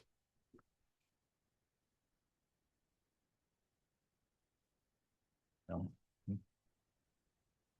Thank you. Yeah, I do this whole thing. Yeah, I'm all right. All right, reauthorization motion. The rationale on an annual basis, the board needs to reauthorize various roles for administration in order to maintain continuity of operations. That the Board of Education will approve the Comerica Fifth Third, the Michigan Liquid Asset Fund, the BNY of New York U.S. Bank is hereby designated as the authorized depository for district funds. The signature authorization recommendation for signatures on financial matters is as follows: payroll checks, superintendent and assistant superintendent; accounts payable, all funds, superintendent and assistant superintendent. That Robin Randazzo, Director of Business Services, is hereby designated as the Electronic Transfer Officer, also known as the ETO, to perform those functions and responsibilities otherwise described by board policy or applicable by law. That Todd Rathbun, Assistant Superintendent, hereby designated as the Administrator to assume responsibilities of acquiring, awarding, and rejecting formal and bond construction bids as required by law. That Raymond, thank you. Raymond is hereby designated as Auditor of the Board. That Todd Rathbun, Assistant Superintendent, is hereby designated as HIPAA Compliance Office. That Laura Gonzalez, Director of Human Resources, is hereby designated as FOIA Coordinator. That Amanda DePape, Director of Security, is hereby designated as School Safety Liaison.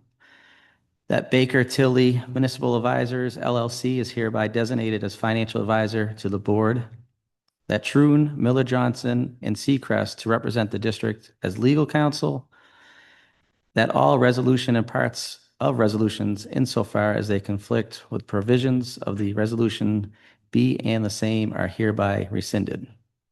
That is the recommended action is that the Board of Education approve this. Would anyone like to make a motion on the reauthorization motion? I'll make a motion to accept as written. I'll support. Motion by Mr. Sunnyberger, supported by Ms. Berkmeyer. Any discussion? No one wants me to read that again? All right. Go ahead and call the roll, please. Mr. Sunnyberg, Yes. Ms. Berkmeyer, Yes. Mr. Powers, Yes. Mr. Richards, Yes. Mr. Vinatelli is a yes, motion passes. All right. The next line item is the establishment of regular meeting dates. The board was sent out some dates, I believe for the 25-26 calendar year. Thank you. At each organizational meeting is required by the board policy to establish regular meeting dates for the Board of Education. The calendar set forth maintains the monthly regular meetings on Wednesdays. Meetings start at 7 p.m. unless otherwise specified. The meeting dates include February 25th, March 25th, April 22nd, May 27th, June 24th at 6:30, and there's also a budget hearing at 6:30 for the budget, 7 o'clock regular. August 12th, we have a 6 p.m. superintendent midterm review, a 7 p.m. regular meeting. September 30th, October 25th, we have a 6 p.m. superintendent evaluation with a 7 p.m. regular meeting. November 11th, we have at 6 p.m. we have a superintendent evaluation with a 7 p.m. regular meeting. December 9th, then we roll into 2027. On January 27th, we have an organizational meeting. Its recommended action is that the Board of Education approve the establishment of regular meeting dates. Would anyone like to make that motion? I'll make a motion to accept the establishment of the regular meetings as listed. All right.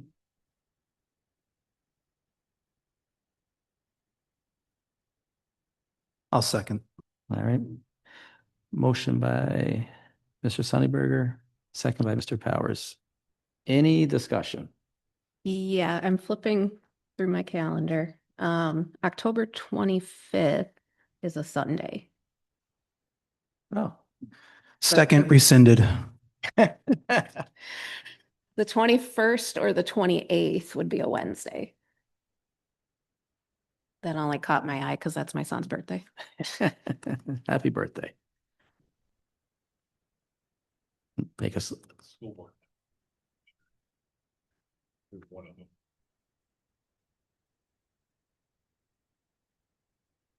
so October 25th is a Sunday.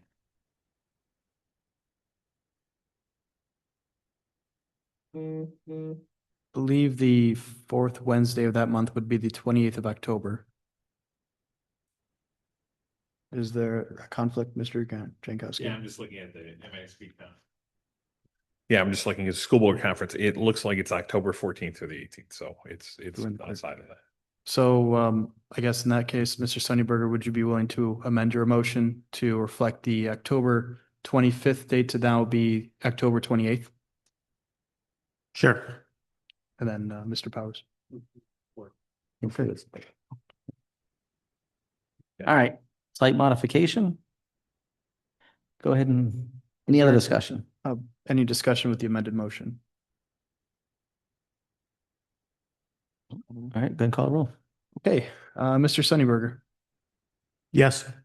Mr. Powers, Yes. Mr. Richards, Yes. Mr. Vendatelli is a yes, Ms. Burkmeyer, Yes. motion passes. All right. Next item is new course approval. New course approval. The rationale is that it is recommended that the board approve new courses introduced at the recent curriculum committee meeting. These courses were thoroughly reviewed by the committee and align with the district goals, state standards, and student needs. Approval will enable the district to broaden academic opportunities, enhance instructional programs, and better prepare students for future college, career, and life success. It is recommended the board approve the alternate credit request as presented in reviewing during the recent curriculum committee meeting. These requests have been carefully evaluated to ensure alignment with the district policies, graduation requirements, instructional standards. Approval will allow eligible students to receive appropriate credit for demonstrated learning and maintain progress toward graduation. It is recommended that the Board of Education approve the new course as presented to the curriculum committee. And if you'd like, I can also read the new course request. Yes, please. It is recommended that the board approve the new courses introduced at the recent curriculum committee meeting. These courses were thoroughly reviewed by the committee and align with the district goals, state standards, and student needs. Approval will enable the district to broaden academic opportunities, enhance instructional programs, and better prepare students for future college, career, and life success. These courses are AP Business with Personal Finance, Forensic Science, Basics of Evidence, Forensic Science, History of Modern Warfare, Civil War, History of Modern Warfare, World War II, History of Modern Warfare, World War I, Sculpture 2, Spanish for Medical Professionals, and Welding 2. Alternate credit request. It is recommended that the board approve the alternate credit request presented and reviewed during the curriculum committee meeting. These requests have carefully been evaluated to ensure alignment with district policies, graduation requirements, and instructional standards. Approval will allow eligible students to receive appropriate credit for demonstrated learning and maintain progress towards graduation. It's also notating that construction trades 3-4 is math related for 1.5 credits. Marketing is math related for 1.5 credits. And participation in athletic season is physical education for half credit.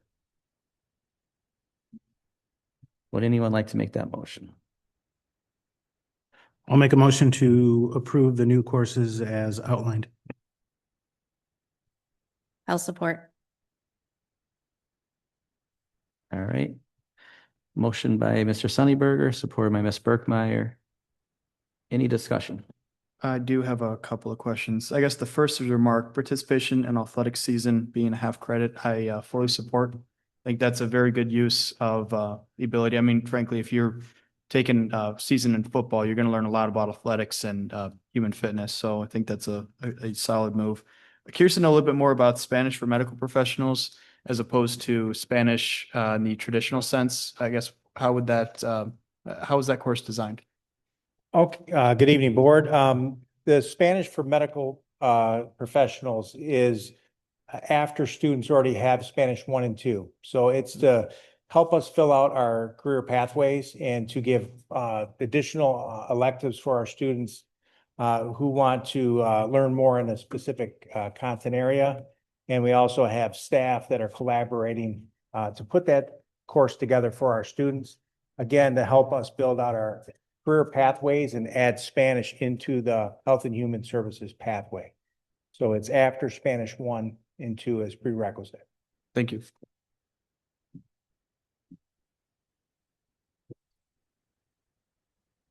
Any other? No? All right. Go ahead and call the roll. Okay. Mr. Sunnyberger, Yes. Ms. Burkmeyer, Yes. Mr. Richards, Yes. Mr. Vinatelli is a yes, Mr. Powers. Yes. Motion passes. All right. Next item is going to be the adoption of ELA curriculum. The rationale is the literacy program recommendation for Anchor-based school district to adopt is Imagine Learning for kindergarten through 5th grade for the 2026-2027 school year. The program is on the MDE approved literacy list and aligns with science and reading. Imagine Learning is evidence-based and standards aligned curriculum. With board approval, the material will be covered by the MDE 35M grant and will provide just over $500,000 worth of literacy resources for teachers and students. It is recommended that the Board of Education adopt the ELA elementary curriculum as presented. I'll make that motion. I'll second. All right, motion by Ms. Burkmeyer, second by Mr. Sunnyberger. Any discussion?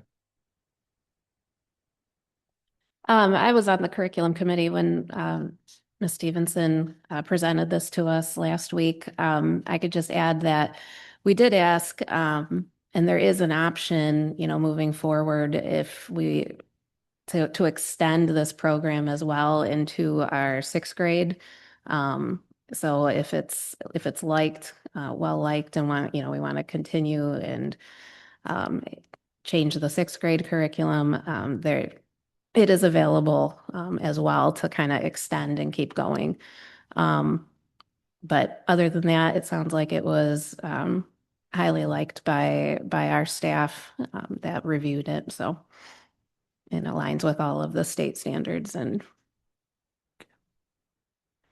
All right. Anyone else? All right, go ahead and call the roll. Mrs. Burkmeyer, yes. Mr. Sunnyberger, Yes. Mr. Richards, Yes. Mr. Vinatelli is a yes, Mr. Powers. Yes. Motion passes. Great. Next item is a couple field trips. A field trip. 2. The first one is a field trip for a ski and snowboard club. The ski and snowboard club will travel to Bonnet Mountain. Boyne. Thank you. Michigander here, Boyne Mountain, for 2 overnight trips, February 14th to the 16th, 2026, with 8 students and 2 chaperones. And also on February 27th through March 1st with 18 students and 2 chaperones.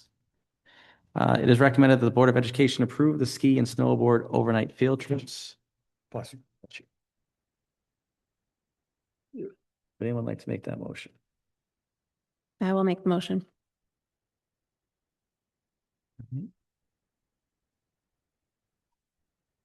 I'll second. All right, motion by Ms. Burkmeyer and second by Mr. Sunnyberger. Any discussion? I have a question unless, do any of the motion makers have anything? Okay.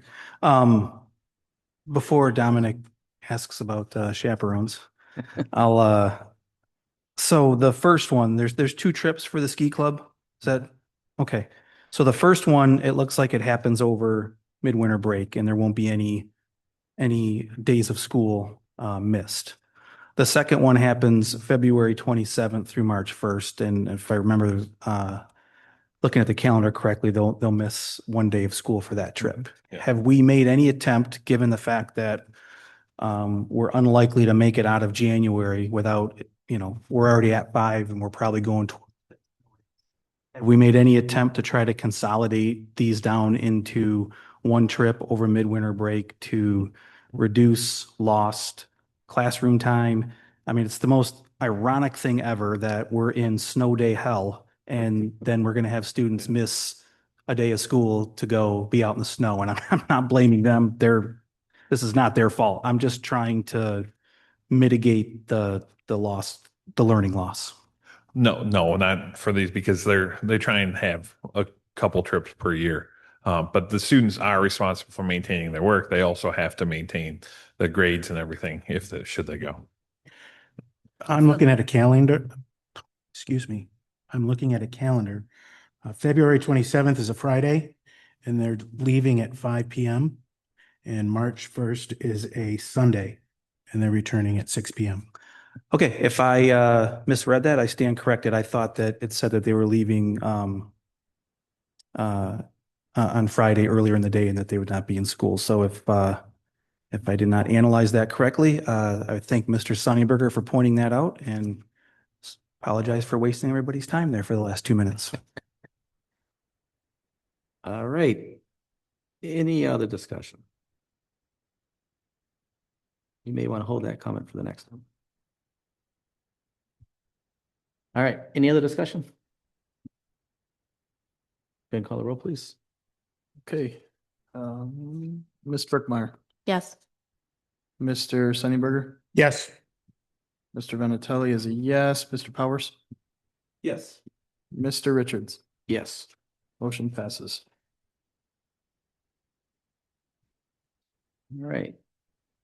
The next is a field trip for theater and forensics. The Spring Festival is at Mackinac Island at the Grand Hotel Season Tournament. They will be taking 10 students May 14th through May 17th, 2026. Anchor Bay has been attending this tournament for 29 years, and they are excited to attend this year. It is recommended that the Board of Education approve the Spring Festival and Mackinac Island, Mackinac Island trip, May 14th through May 14th through the 17th, 2026.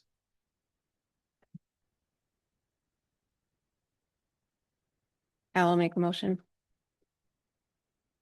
I'll second.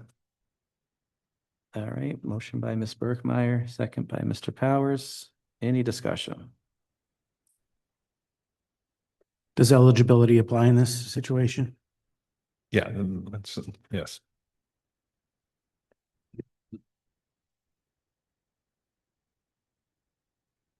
What's the last day of school for seniors? Do you know? I mean, adding the 10 snow days we have coming. That's a good question.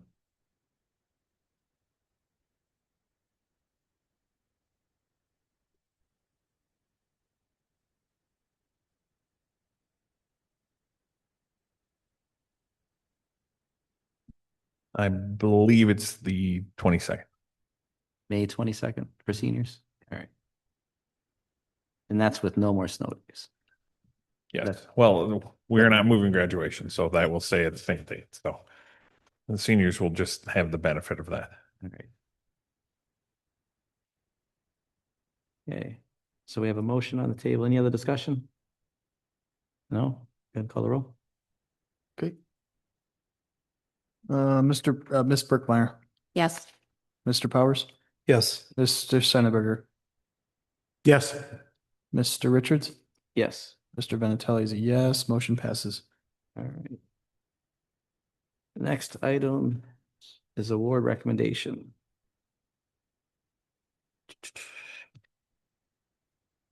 It is recommended that the board approve the construction awards for Ashley Elementary, Knowledge Elementary, and Middle School South in the amount of $44,440,479,000. It is recommended that the Board of Education approve the construction awards for Ashley Elementary, Knowledge Elementary, Middle School South in the amount of $44,440,479,000.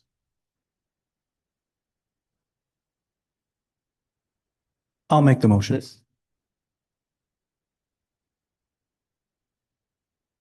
I'll second. I was going to say, and just to clarify that this is just so that we can go forward with those other additional projects, that we will bring the last future awards and potential projects will come back to the board. Again, we just want to make sure that like we're okay to continue with those projects as well. That's a sprinkler system for all of South and so on. I did have one quick question I wrote down, but I actually forgot to ask. In the additional projects, it mentioned additional mechanical work for all buildings. Could we touch on a little bit? What is that mechanical work and why do we need it? So basically, as we expand systems and so on, so we know, like with, let's just say the sprinkler system. So there's things that we're going to have to do in order to make sure that we have the proper water flow and things like that as they come in. And so we don't know exactly what that is, but that will all be ascertained, and then we'll bring that back once we kind of have all of that down and those different things. It's just as we add that, we know it's going to impact other areas. So it's sort of like a insurance account, so we know that we're going to need this. We just have money set aside for when we do need it. Yes. Gotcha. Was there a start date that they're estimating for this? The start date for the rest of the projects are pretty much as soon as they can have access and the weather permits, basically. So not soon. 5 more snow days coming. All right. Any other discussion? Sorry, Mr. Vitale, who made the motion and who was it second by? That motion was made by Mr. Powers and seconded by myself. Okay. All right. Could you call the roll, please? Yep. Mr. Powers? Yes. Mr. Vinatelli is a yes. Mr. Sunnyberger? Yes. Mr. Richards? Yes. Ms. Birkmeyer? Yes. Motion passes. All right. Thank you very much. The next item is going to be a volunteer appeal. As part of our recent policy update, we instituted an appeal process for those parents who wish to volunteer or accompany students on field trips. Current practice is to hold parents to the same restrictions the state places on district employees. The appeal process will allow each parent to speak about their appeal for 5 minutes, and then the board will vote on the appeal. Tonight, we have one appeal, and it is recommended that the Board of Education either approve or not approve the volunteer appeal. And do we have parent A? Would you like to come to the podium, sir?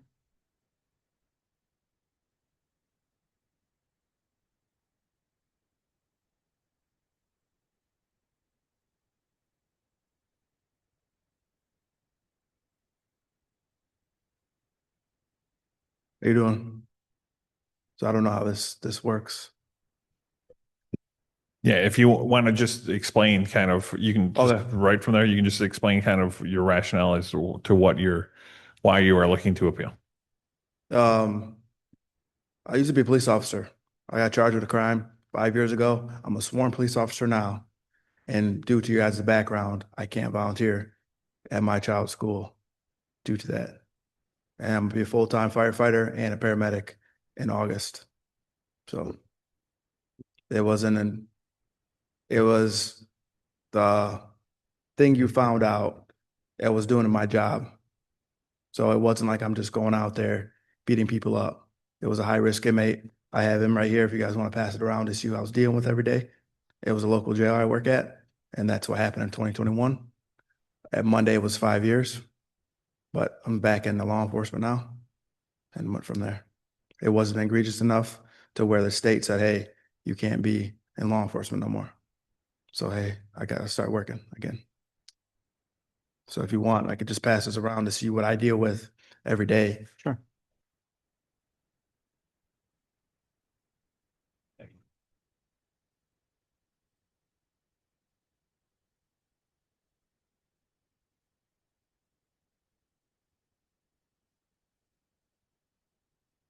The individual is still incarcerated until 2040. So it's not like somebody stole a candy bar from a store.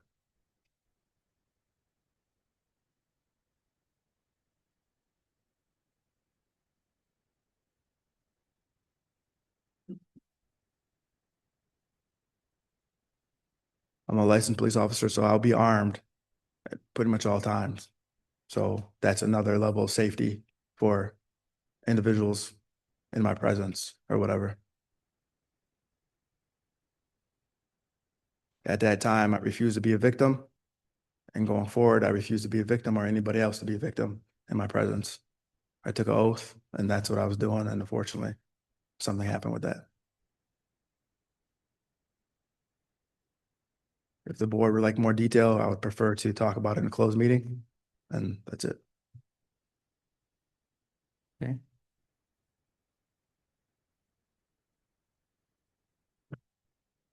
I don't believe we're allowed to discuss this in a closed session. Okay, that's fine. Apologize. Yeah, no problem. All right. Would anyone like to make a motion to either approve or not approve the volunteer appeal?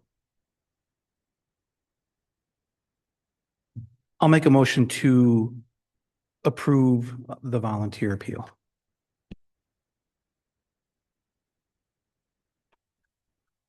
Okay.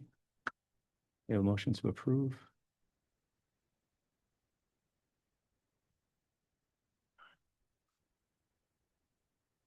For a second. I'll second. All right. So we have a motion to approve by Mr. Powers and second by Mr. Vinatieri. Okay, so a couple clarifying questions because this is something I want to navigate sort of like a little tightrope in terms of what we morally should and I suppose legally can talk about. Mr. Jankowski, can we discuss what the parent A distributed to us a moment ago? No, because there's privacy rights for that individual. Okay. Would we be able to ask questions about a specific incident in parent A's past? Yeah, absolutely. So I guess the biggest question that's lingering for me is regarding the incident that took place. If it was within the capacities of your official duties, why were you charged? I violated policy to protect myself. I'm sorry. I violated policy to protect myself. I refused to be a victim. So I went, it was a cuffing issue. I didn't cuff him. So that's what happened. And we ended up fighting. And I Okay. got terminated because of policy issue, a violation. And instead of cuffing him, I guess that cuffing the Individual, the person inmate, yeah. is an obstruction. I guess that would have made your job more difficult. Is that what you're saying? Yes, yeah, idea. Okay. But it was a policy because he was a high level inmate. He was a high level, he was going to prison. He's still locked up until 2040. Right. And there's highly assaultive. He assaulted me and several of my colleagues before. He broke officer's orbital bone. He carjacked people. He was a menace in the city. I'm not going to say the city or whatever it was or where I worked, Right, but right. that's what happened. So I hope to hear board comments. Like I said, this is one of those difficult things for us to talk about because there's nowhere, I guess I'm speaking for me personally, there's no way for me to be able to determine all the facts of the case of what transpired. Yeah, I understand. I'm going based off your word and we have to, though I'd love to admit you and because I think we need to support law enforcement. Absolutely. What you're describing, makes sense. And Yeah. I'll leave it at that. Yeah, we have to, I personally take a responsibility in terms of the district as a whole. And so I'm favoring more towards if in the case of any sort of potential situation in the future, and that's sort of where I'm leaning at this point. But I'm open to any of the board members if they're so inclined to ask questions or make comments at this time. I'll just add, I mean, you guys know I'm typically a hard no vote on every one of these. The reason why I'm breaking from my tradition on this one is because of his current employment status. And I just feel that if a local municipality says that he's safe enough to go to work every day and put his life on the line to keep his community safe, who am I to say that you can't go on a field trip with your daughter? So that it's as simple as that for me. All right, any other discussion? Just to clarify, and you don't have to name the location, but so you are working in law enforcement as a police officer, Yeah, right? fully sworn. Okay. Yeah, fully sworn police officer. I'll be fully licensed firefighter and EMT in August. Okay. So I'll be doing all three at my current position. I'll be certified in all three. Public safety. All right. Any others? Nope. All right, Mr. Vincelli, you gonna call the roll? Yes. Mr. Powers, Yes. Mr. Vinatelli. Yes. Mr. Sunnyberger, No. Mr. Richards, Yes. Ms. Burkmeyer. Yes. Okay, motion passes. Congratulations. All right, thank you. Did I talk to you guys privately after, individually, not even on record? Or no? You could, if you find me after the meeting, I'm Okay, happy to talk to you. cool. Yeah. Awesome. Thank you. Okay, next item on the list. Board comments and points of pride. And I'll start, Mr. Sunnyberger.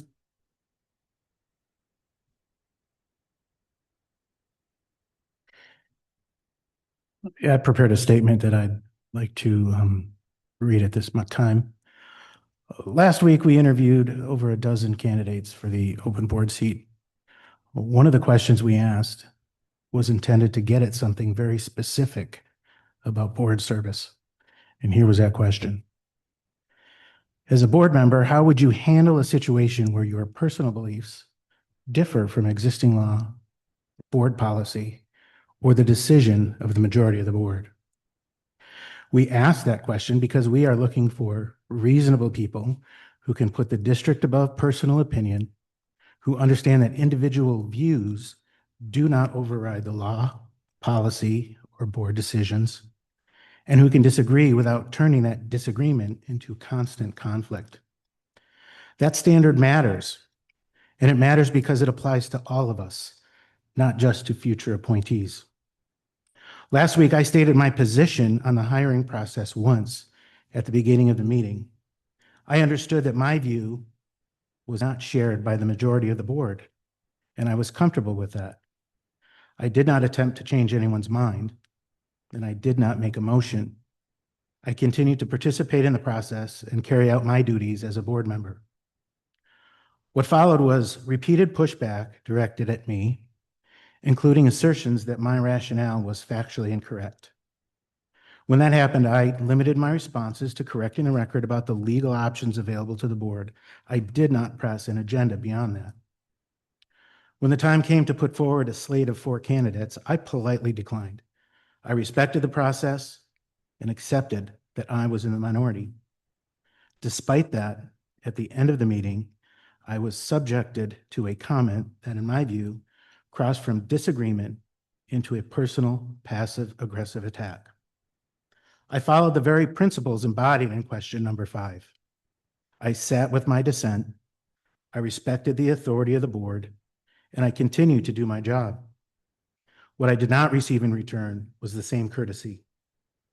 If we expect future board members to disagree professionally, accept outcomes gracefully, and put the institution above personal feelings, then this board has an obligation to model that behavior consistently, including towards members whose views differ from the majority.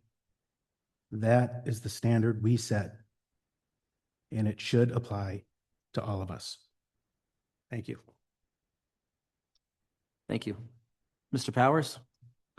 Yeah, first I'd like to congratulate the football players that were before us tonight. They,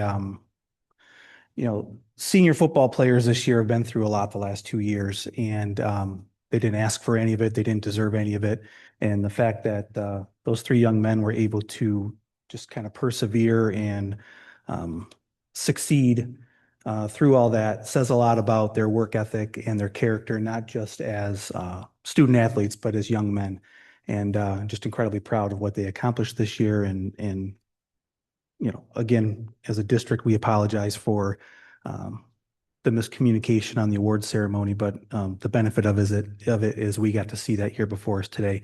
I also wanted just to personally thank one of the players' parents, Miss Latona, who brought that issue to our attention and was incredibly reasonable in her willingness to give us the opportunity to do everything we could to make it right. Second, I'd like to congratulate Mr. Covert on his appointment tonight. This was a very, very, very difficult decision to make, and it for me it was just one of those things where no matter what we did, I was going to be feeling like I let people down. You know, Tom Braun, good luck finding a guy who cares more about Anchor Bay than Tom. When I ran for this seat, I didn't know anything about our band program because neither one of my kids have been in the band program. But I knew that if you want to be a board member at Anchor Bay, you better know some things about the band program. And I reached out to Tom, said, "Hey man, I'm running for school board. Could I have some of your time to learn more about the band?" Tom was incredibly gracious with his time and supportive of me when I ran. And that's why this is tough, right? Because I feel like I let Tom down. But Laren, same thing. When Laren ran in 2022, got to meet him, got to know him. I supported him. When I ran in 2024, he returned the favor. Feel like I let Laren down.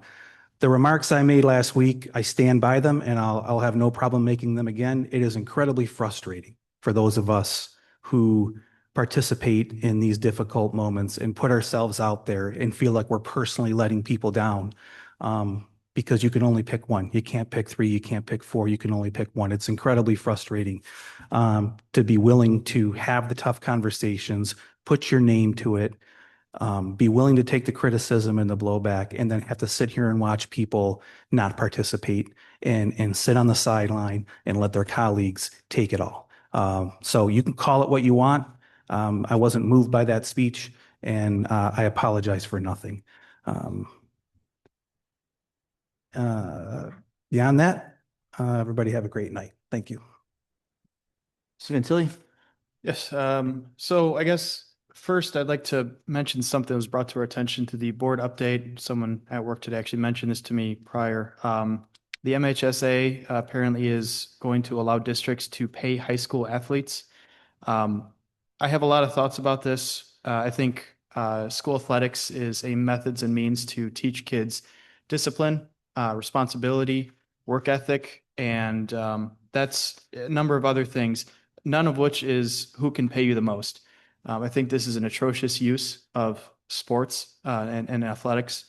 And I will commit to not paying a single dime, not one single red cent towards paying a student athlete to come to our school district to play sports in any way, shape, and form. I think any school district that does should be ashamed of themselves. This is not the NFL draft. This is high school athletics. Let these kids learn primarily, and if they want to pursue athletics in college, let them go that route for themselves. And on top of that, I'd like to thank all those who showed up today and shared their support, all the individuals who put themselves forward to apply for the vacant position as trustee on the board, as well as you mentioned this last week. But Mr. Green, I appreciate the years of service that you had to this board, as your role as president, your various roles as trustee, and all the committees that you're a part of. I think we make a lot of hard decisions up there, and it's not easy to take a lot of time when an otherwise very strained schedule to be part of this. So thank you for that. And with that, I'll pass it along. All right, Ms. Birkmeyer. I will just echo first, congratulations to Mr. Covert, but also Mr. Braun, Mr. Wentworth, and Mr. Romano. As you may or may not be aware, without putting others on the spot, myself, Mr. Richards, and Ms. Knox would potentially have to rerun for the board in the fall. And then Mr. Covert, your seat would be up for the remainder of the term as well. So, I mean, there are still plenty of opportunities for people, very qualified people like yourselves, to continue to run if you're still willing to put up with us up here. So I appreciate everybody's time and interest as well. Speaking to what Mr. Powers said, in that sense, I was actually very impressed last week. At first as a board, we thought we weren't gonna, will we even get 1 or 2 applicants, at all, let alone 17. And then it was, okay, how are we gonna get through this and decipher through 17 different people? And then it made it worse because after sitting through and listening through 15 out of 17, it was like, everybody, from my opinion, I mean, everybody was very genuine and offered, everybody offered a little bit different perspective from their own personal experience, but, opportunity, support of the community, support of the school district, life from people who just moved here that really want to be involved to lifelong members of the community who went here themselves. So it was just really motivating to see that we have that many people lined up that would be interested. So I hope we see that interest, come election time as well, and get, some good candidates as well, because I don't believe everybody plans to rerun necessarily. So also want to thank the Lighthouse 4th graders that sang for us. Although there were only 9, they did a very good job. And Ms. Tarnacki as well. I really love that and we've seen it before where, our younger students learn the fight song. I can say something, I didn't go to Anchor Bay schools myself, but literally never knew what my fight song was, even through high school. So I really enjoy that our elementary schoolers are learning it early on. Congratulations to the football team, or players, I'm sorry, and our teacher, Ms. Pleag. So I also had the opportunity, because our last board meeting in December was a little bit earlier in the month. So since that meeting, I attended the middle school choir concerts. They were held at the high school. And then I actually happened to go to a cheer competition as well. Both were really nice to see. Just our students in general are always well behaved, and really do us proud across the board, whether even aside from however they perform in athletics, but they do a good job representing Anchor Bay. And the choir concerts also were very well organized and appreciated. And that is all I have. Thank you. I'll try and keep this quick. Sweet. Anchor Bay Career Pathways Open House and Skilled Trades that was scheduled for Thursday, January 29th has been postponed. Once a new date is set, it will be announced. The Anchor Bay Hosta Club is hosting a collection drive fundraiser for clothing, shoes, purses, and accessories and jewelry on Saturday, February 28th and Sunday, March 1st from 8 a.m. to 8 p.m. at the high school. All cap and gown orders for students must be placed by January 31st. The Anchor Bay Aquatic Center is still hiring lifeguards. If you're interested, please apply online. I'd like to thank the Anchor Bay Tires baseball team for hosting the baseball camp. They had just over 60 Little Leaguers participate at the camp. As we saw tonight, I'd like to recognize Amanda Plake from the Middle School South. We saw tonight, just an incredible story. Thank you for what you did. Congratulations to Middle School North Captain of the Month, Lori Boziak. Lori brings an incredible amount of positive energy and encouragement to Middle School North each and every day. She's constantly cheering on students and staff, creating an atmosphere where everyone feels supported and valued. I'd like to recognize this week's Middle School South Staff Spotlight, Jillian Taylor, Amanda Piper, Derek Wagner, and Brandon Lozone. Congratulations and thank you for everything you do for the kids and making Middle School South amazing. The senior scholarship basketball game is Tuesday, March 3rd. Doors open at 6:30 p.m. and the game starts at 7. It sounds like this is going to be a big event this year. I'd like to thank the Anchor Bay Band Boosters for putting on a great Taste Fest. Thank you for everyone that volunteered, and thank you for the food vendors for making it a successful event. I'd also like to congratulate the football players that were here tonight. Just incredible stories. Great to hear their stats that they did.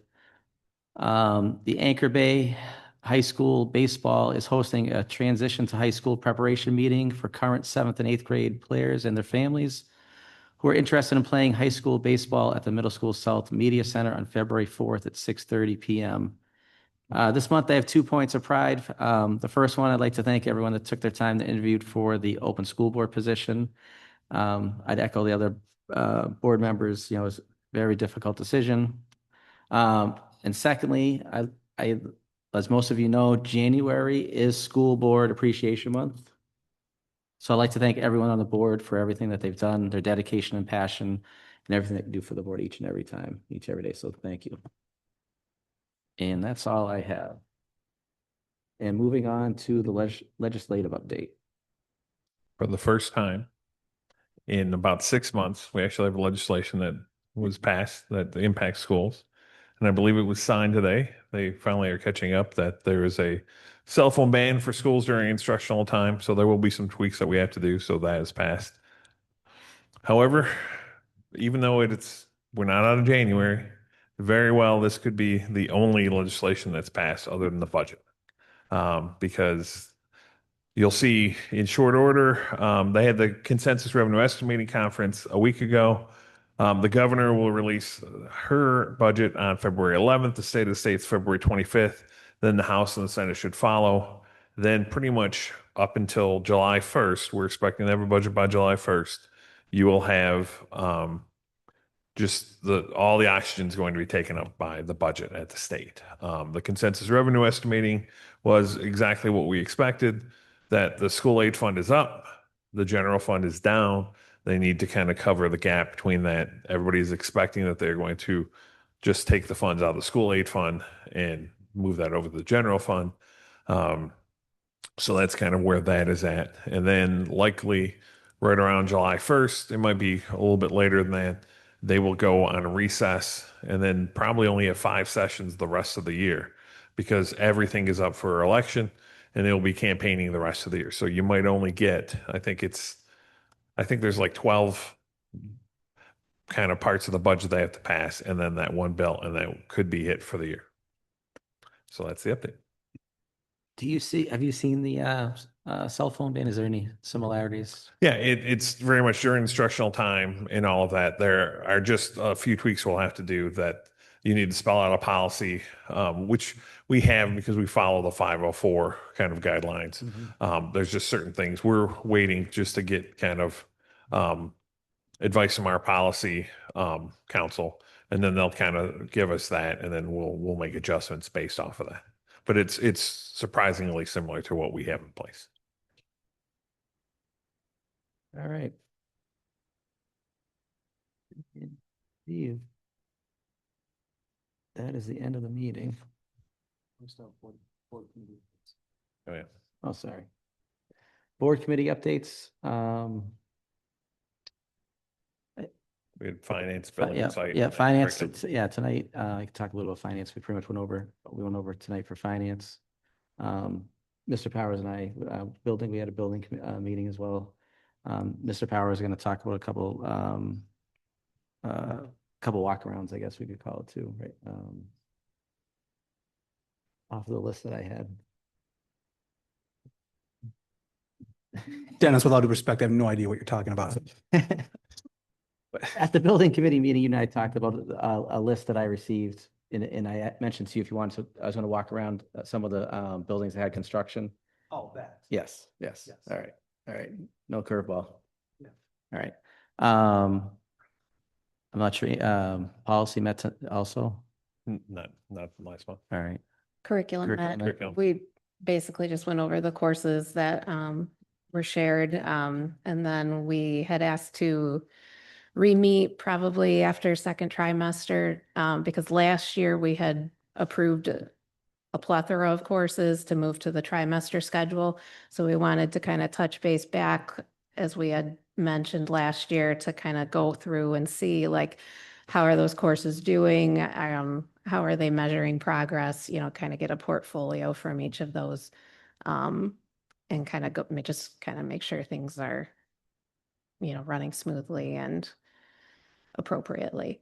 Other than that, the new courses are exciting. And then we kind of had a discussion regarding the Spanish for medical professionals. I could speak to that myself. I'm currently in that situation, seeing a Spanish only speaking patient. It's very surprising the amount of random vocabulary words you can pull out in the moment. But unfortunately, none were anatomy, so that did not help me. That's very interesting to me. I think that could be very helpful for the medical career students, whether they realize it or yet not or not. And then we had a discussion around allowing athletic season participation for gym credit. That's not, as Mr. McDonald shared with us, that's not something like brand new. It's just not something Anchor Bay has been offering. So that kind of puts us on par. But also we were kind of just questioning in the committee, how do we ensure, because not all of our coaches are staff, teachers in the district. So how do we ensure, for example, with some sports that students are not signing up or for a sport that is much more individual in nature, like, for example, not to throw under the bus, but track and field, and that they're actually showing up for practice and participating, just to have a process in place to make sure for many sports, that's probably not an issue. But there are some sports that accept all players and then would, potentially we could have students fall through the cracks of making sure there's compliance. So just kind of coming up with a way to make sure that we're doing our due diligence there. But that was it. Real quick question too, if I could. Was there any discussions that there was a belief that would increase the student interest, I guess, in any of the athletic or any of the athletics? I don't think that came up, no. But that was kind of the point of that other conversation of saying, if you were trying to bypass having to take a gym credit, could you sign up for something but then not really show up? Possibly. To that point, we did have a discussion as well. Mr. McDonald was going to look into, we weren't, sure if it was doable, but also about, because some of these things are trying to alleviate pressure on the students and how many credits they have to achieve in high school, that do things like, taking algebra in 8th grade and things to kind of free up their schedule to take more elective classes or things that interest them. And one of the questions was whether we could do that with the phys ed credit. And, assuming there's probably not a ton of difference between an 8th and a 9th grade phys ed, requirements. It's just a matter of the 8th grade class making sure that they're covering the state standards for high school credit. They probably are. That was our discussion. It's just not been formalized. So just looking into that to see if that's one more class we could bump down, to open up student schedules for the high school. Good stuff. All right. Yeah, the adjournment. Yeah, that's motion is Okay. All right. And would anyone like to make a motion to adjourn this meeting? I'll make the motion. I'll make the motion. Motion by Mr. Vinatieri, I'll second. all right. Motion second by Mr. Sunnyberger.